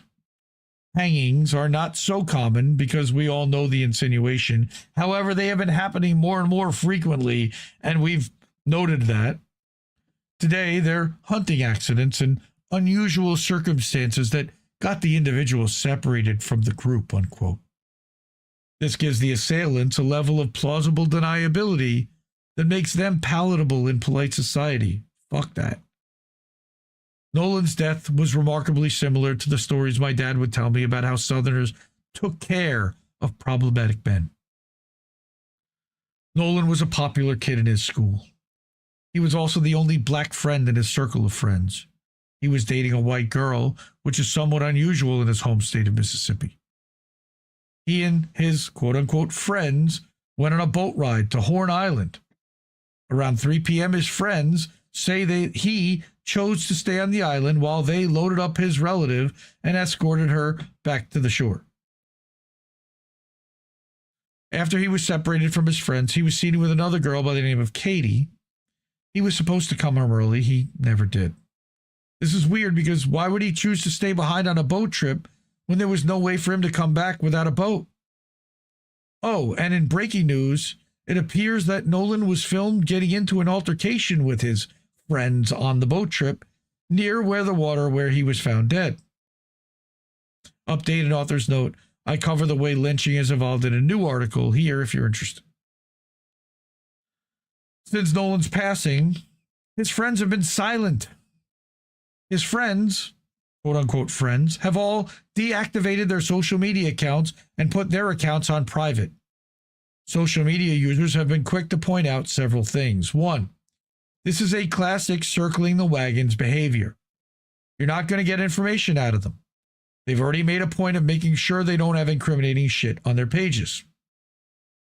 The boys didn't call the cops. His mother was the one to report him missing. His friends had parents in positions of power. Interesting how that works, right? They're already lawyered up, and at least one works in a legal field. One of the moms is a judge. People already noticed that something's up. Many internet sleuths already pointed out that their behavior is incredibly suspicious. To have an entire clique of devastated friends suddenly go dark and not even release a statement after their friend died on an island they left him on is beyond odd. All right. These are not the actions of kids who are upset by the tragic passing of a friend. These are the actions of kids who are in panic mode because they murdered their so-called friend or could be implicated in his death. She said, I've looked it up and there's a term for this, sundown boat trips. I remember hearing Dissent tell me about sundown towns earlier this year. And here's somebody else pointing out that this story is grieving Kendrick Johnson, Tamla Horsford. Situations like this video below. All right, cute how people are getting so mad, pointing out certain facts, yet if it were the other way, we would have had arrests already. In the South, it's the South, so I don't have any hopes at all. Guy went on a sundown boat trip. For those not in the know, a sundown town is a town where it's dangerous to be black and within city limits after the sun sets. In the past, there were actual laws in place preventing people of color from living there or even just passing through. Today, sundown towns still exist. Though it's not a legal thing, it's a situation where you might get harassed by cops or killed by a white nationalist gang. And yes, as a white person, this author can confirm that these towns are real. She knows because she's had to plan around them after seeing her friends harassed and followed in certain areas. The fact that he got into an altercation, had leaked audio that sounds like one guy was threatening him, and then was later found dead that day in the Deep South is enough evidence for me to believe these classmates of his lynched him. Not only that, but one of them also had his phone, took his phone. You could hear him audibly yelling, "Give me my fucking phone back." And that was the kid that ended up with his phone after he was dead. And they had to run a trace on his phone to find it. There you go. It was someone saying, "Fuck you, I'm not getting in this fucking boat. Fuck you, what do you hear?" One user pointed out he straight up said he wasn't getting on the boat after the argument. In parts of Mississippi, that's basically leaving someone to die. This is far from the only trip that involved one black person in a sea of white friends to end this way. It's scarily common among murder cases, particularly in the South. Remember these names. Kendrick Johnson, who died and had his organs removed. He was found rolled up in a gym mat at his school. Marquis, who almost drowned while his white friends made monkey noises at him while refusing to help him get out of water. He barely survived thanks to a family of passersby. Alonzo Brooks, who was found dead at a doorstep after going to a party where he was the only person of color. He too was unable to find a ride home, and the people at the party swore they had no idea about how he died. This is not an isolated incident. Also, almost all of these incidents seem to happen in areas famous for racist assholes and good old boy behavior. White people need to understand why black people feel uncomfortable as the only person of color in a group. Look, fellow white folks, we need to talk. I've learned the hard way not to be the asshole who invites just one person of color to an area that's almost all white. There are times when you can literally see the discomfort in some people. It's not just because the person in question might be worried about being paraded around as the black friend. It's because it can literally be a safety issue. Even in innocuous places like house parties, they can turn deadly in the presence of the wrong white person. And frankly, you can't always tell who's who. There are tons of situations where white people turn on minorities because they can, or because they thought it was acceptable to do so. Racial incidents can turn deadly fast, and unfortunately, when they happen, law enforcement often sides with the attackers. If you are Caucasian and you have black friends, make a point to get diverse groups going. Don't balk if they look uncomfortable if they're the only person of color. Unlike us, they have to make calculated decisions on how to stay safe every day of the week. If you're white and reading this, understand we have to change. This is not acceptable. It's never acceptable to put other people in that level of danger. It's never acceptable to talk about this like it's some kind of unfortunate accident or random issue. This is on us. Their fear is rightful, and because of shit our people are doing. Sadly, this is a fact of life in America. No, we white folks don't have the right to bluster about how it's reverse racism. No, we white folks don't get the right to say, but they should know we're cool. This isn't going to change until we as a whole society force it to change. And since it's whites doing the oppressing, it's mostly going to have to be white people who learn to change our habits, our reactions, and the way we see the world. And I would say the same thing about Jews and Israel and Zionism. I urge you, if you have money to do so, to donate to Nolan Wells' legal and memorial GoFundMe. You can find it here. Rest in peace, child. You didn't deserve this. I thought, and not only that, I got more on Nolan Wells. One more. This lady recorded this video, again, minute and a half. I'll let her do some talking so I can take a drink. And let's go. The more I learn about the Nolan Wells case, the more I'm convinced that it was a Klan initiation ritual. One kid's parent is a judge, another kid's parent is a lawyer, and another kid's parent works in the jail. Happens in Mississippi on the 250th anniversary of our country, not to mention all the black people that have been found hanging from trees and the big group of white masked men marching on the Capitol. This is all Klan activity. The racism in this country disgusts me, and it's a big reason why I'm no contact with most of my family. I don't talk about it on here, but I have a black brother, and my mother raised him to believe that racism isn't real. I pretty much started fighting with my family and going no contact with them when Kyle Kaepernick took a knee, because that's when all of them started feeling comfortable in their racist skin. I haven't really had a relationship with my brother since he was 12 years old because my mother cut me out of his life because I took him camping and to a dinosaur museum when I found out that she told him he's not allowed to be a paleontologist because dinosaurs aren't real. And he was like autistic level genius about dinosaurs. And instead of being a paleontologist, she forced him to go to Bible college. And now he's got a bunch of white Christian friends. When I hear about shit like this, I think about my little brother and something like this happening to him or something happening with the police. And like I noted before, I'm not trying to make this about myself. I'm just sharing this information so you could have context about where I'm coming from.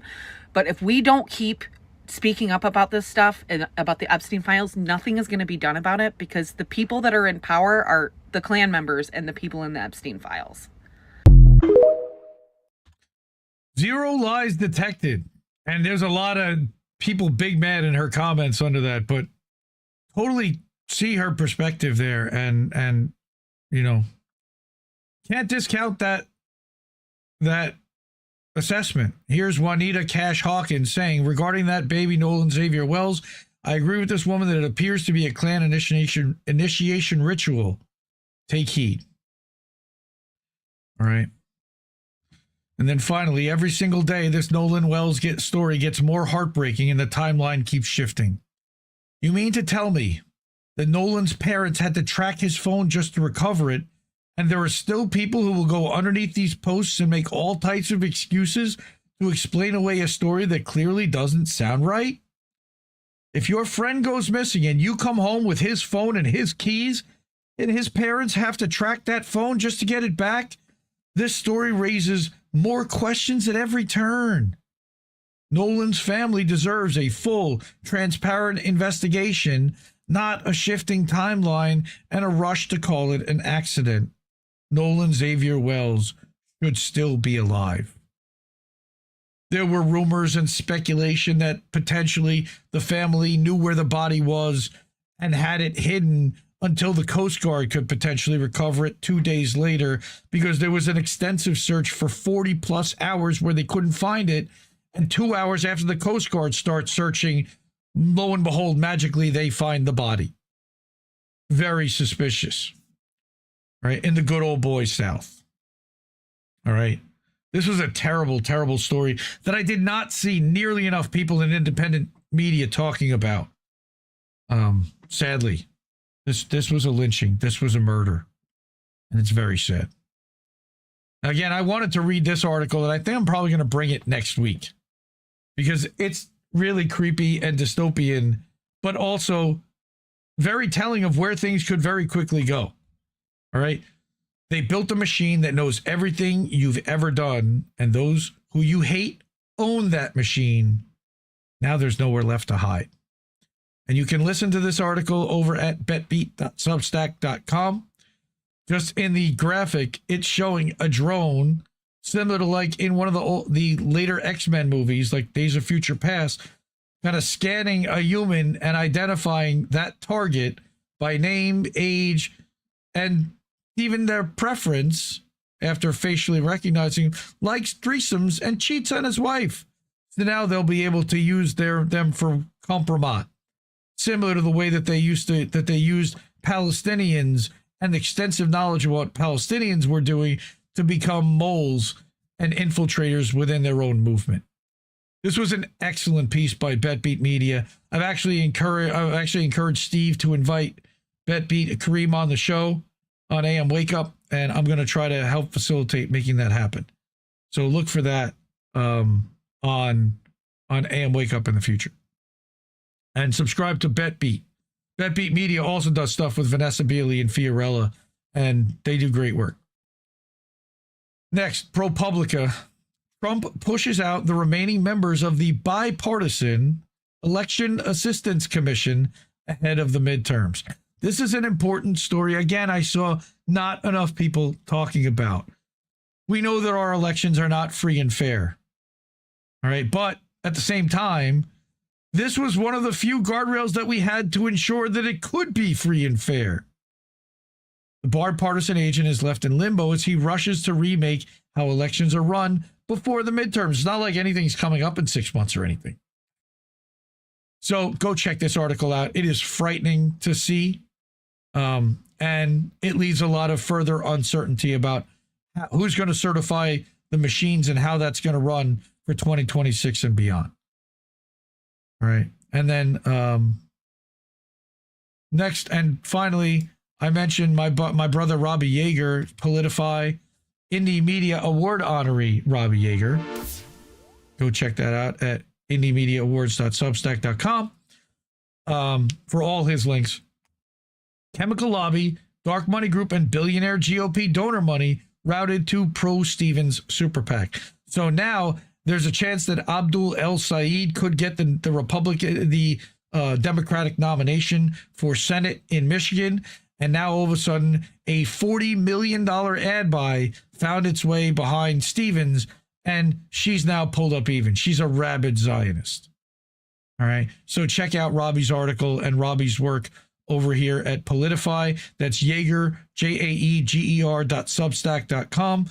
You can also follow him at Robleto Fire over on the tweeters. Okay. And that's it for the lightning round. Thanks, everyone. Got through that pretty quickly, even though the lynching story was really heartbreaking and longer than I wanted it to be. I think that Nolan Wells deserved that time. Again, support independent media because we need it more than ever. Ways to do that are there. Cash App, $ Indie News Network. Ko-fi.com/Indie News Network. PayPal.me/Indie News Network. Over at Patreon.com/Indie News Network monthly. You can subscribe monthly or annually at IndieMediaToday.com or at INNNewsletter.com over on Substack. Or you can do it through our website, IndieNewsNow.com. That is a news aggregator that updates 24/7, completely ad-free, linking directly to the site to keep the traffic there and to educate you as to where it's coming from. And form your own opinions of them. I have vetted these sources. I feel like they are credible and legit. But not everyone gets it right 100% of the time. So take it all with a grade. Okay, do your own homework and do your own vetting. All right. Finally, we're going to do GoFundMe's really quickly. And I'm going to do the same GoFundMe's that I've been doing. And that's Words of Will and Natalia, who, again, it's been more than a year now. And then we've got Aspen Martin. And then we've got our Shanda Masta Fuck Cancer collection. So let's start with Will. Will's wife, of course, has breast cancer. I think she just finished her first round of chemo. She had her job cut her hours, so they don't have insurance right now. So they are literally using GoFundMe to fund their house and their expenses, and that GoFundMe has started to slow down. I noticed that it's at about 4,200, which is where it's been for about a week now. 4,115. So it has not moved since last week. If there's anything anybody can do, man, I can't even imagine what supporting a family would be like, going through cancer and treatment and not having an income on top of it and having to rely on the kindness of strangers and let the bills pile up. It's awful. Fuck cancer, man. Just terrible. We love you, Will. We're thinking about you, and we're here for you. Next, Natalia. Of course, we've been talking about Natalia, Cowboy Kitty's sister-in-law, who was abducted by ICE in a routine traffic stop last July. It's been a year. They've had her locked up in a detention facility, jailed, and imprisoned. And the U.S. government spending hundreds of dollars a day to keep her jailed. Why? Who benefits? Well, CoreCivic, or the private company that owns the prison that she's in, and ICE certainly benefits, but they also are trying to torture her out so that she'll self-deport. And she's pending appeal right now. Yeah, that's one of my fears too. Poor woman. Agreed. And Dissent wrote a beautiful article talking about Natalia's story and about the process of criminality in Ohio and how they are locking up legal immigrants, people with asylum, in order to be able to profit the county and profit the for-profit prison companies. Horrible. Thirdly, we have justice for Aspen. Again, we've been talking about this for now 14 months. Aspen was on a road trip with, turns out to be the wrong people. She did not know, but they were transporting mass quantities of drugs. Police searched the vehicle that they were in, found them, and she was arrested along with everyone else in the vehicle and accused of trafficking. She didn't know the drugs were there. Just terrible.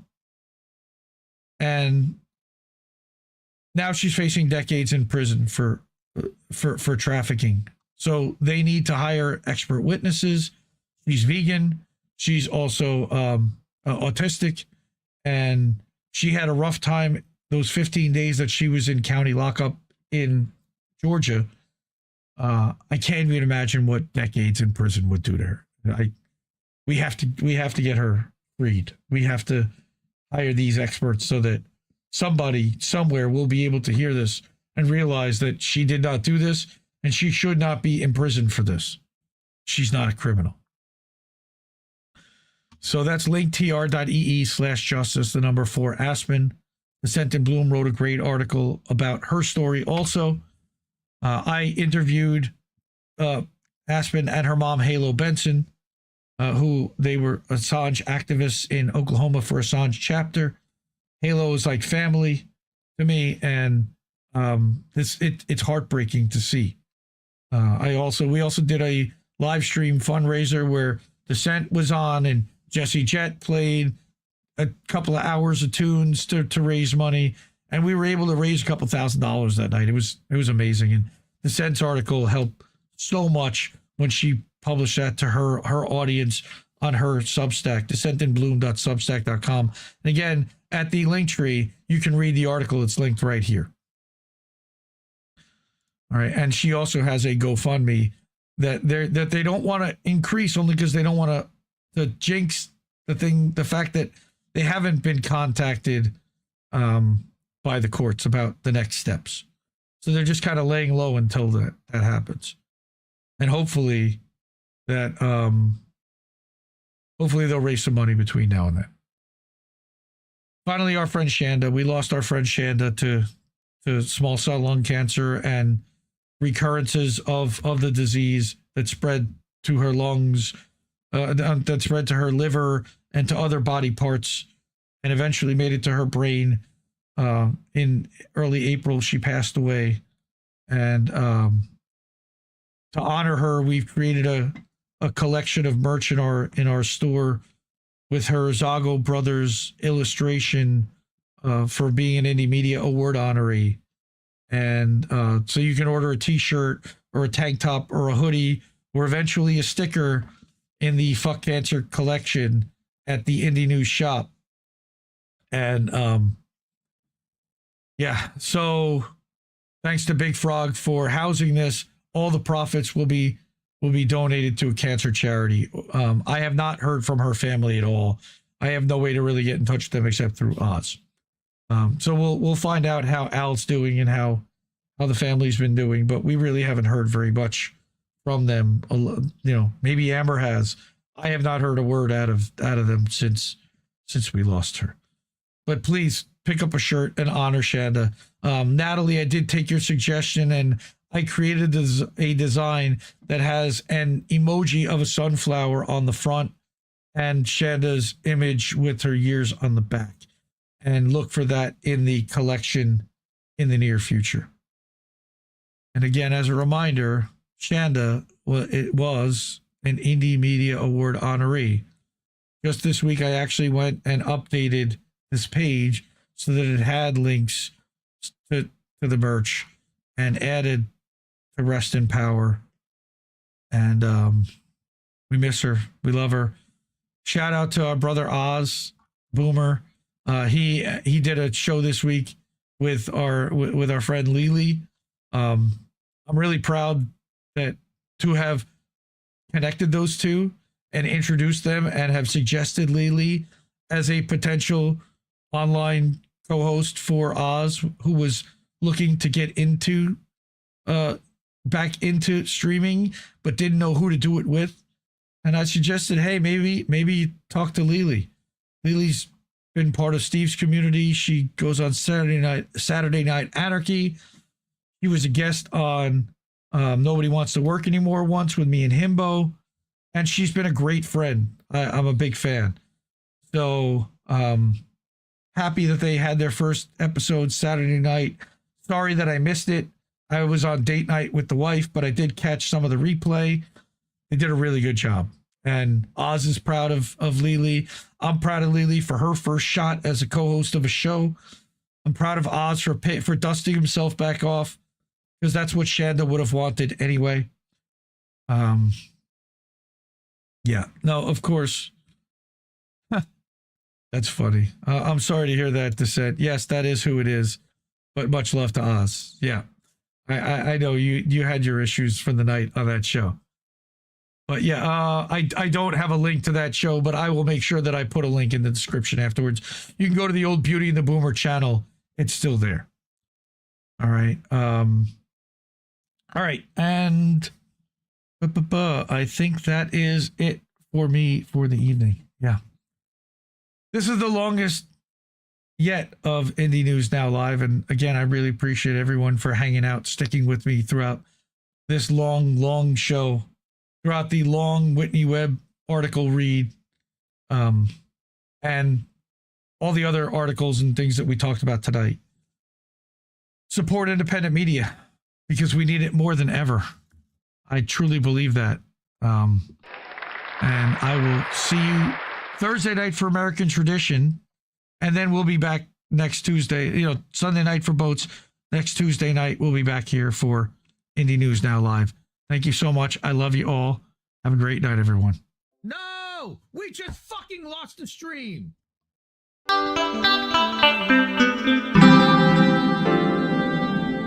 Who are these people?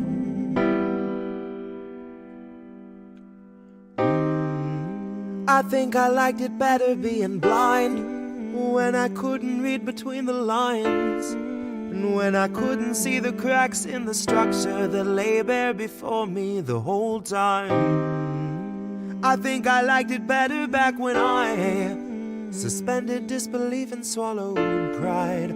I thought I knew the difference in the red from the blue, but they both bleed us so dry. They both bleed us so dry. My favorite songs don't hit the same way.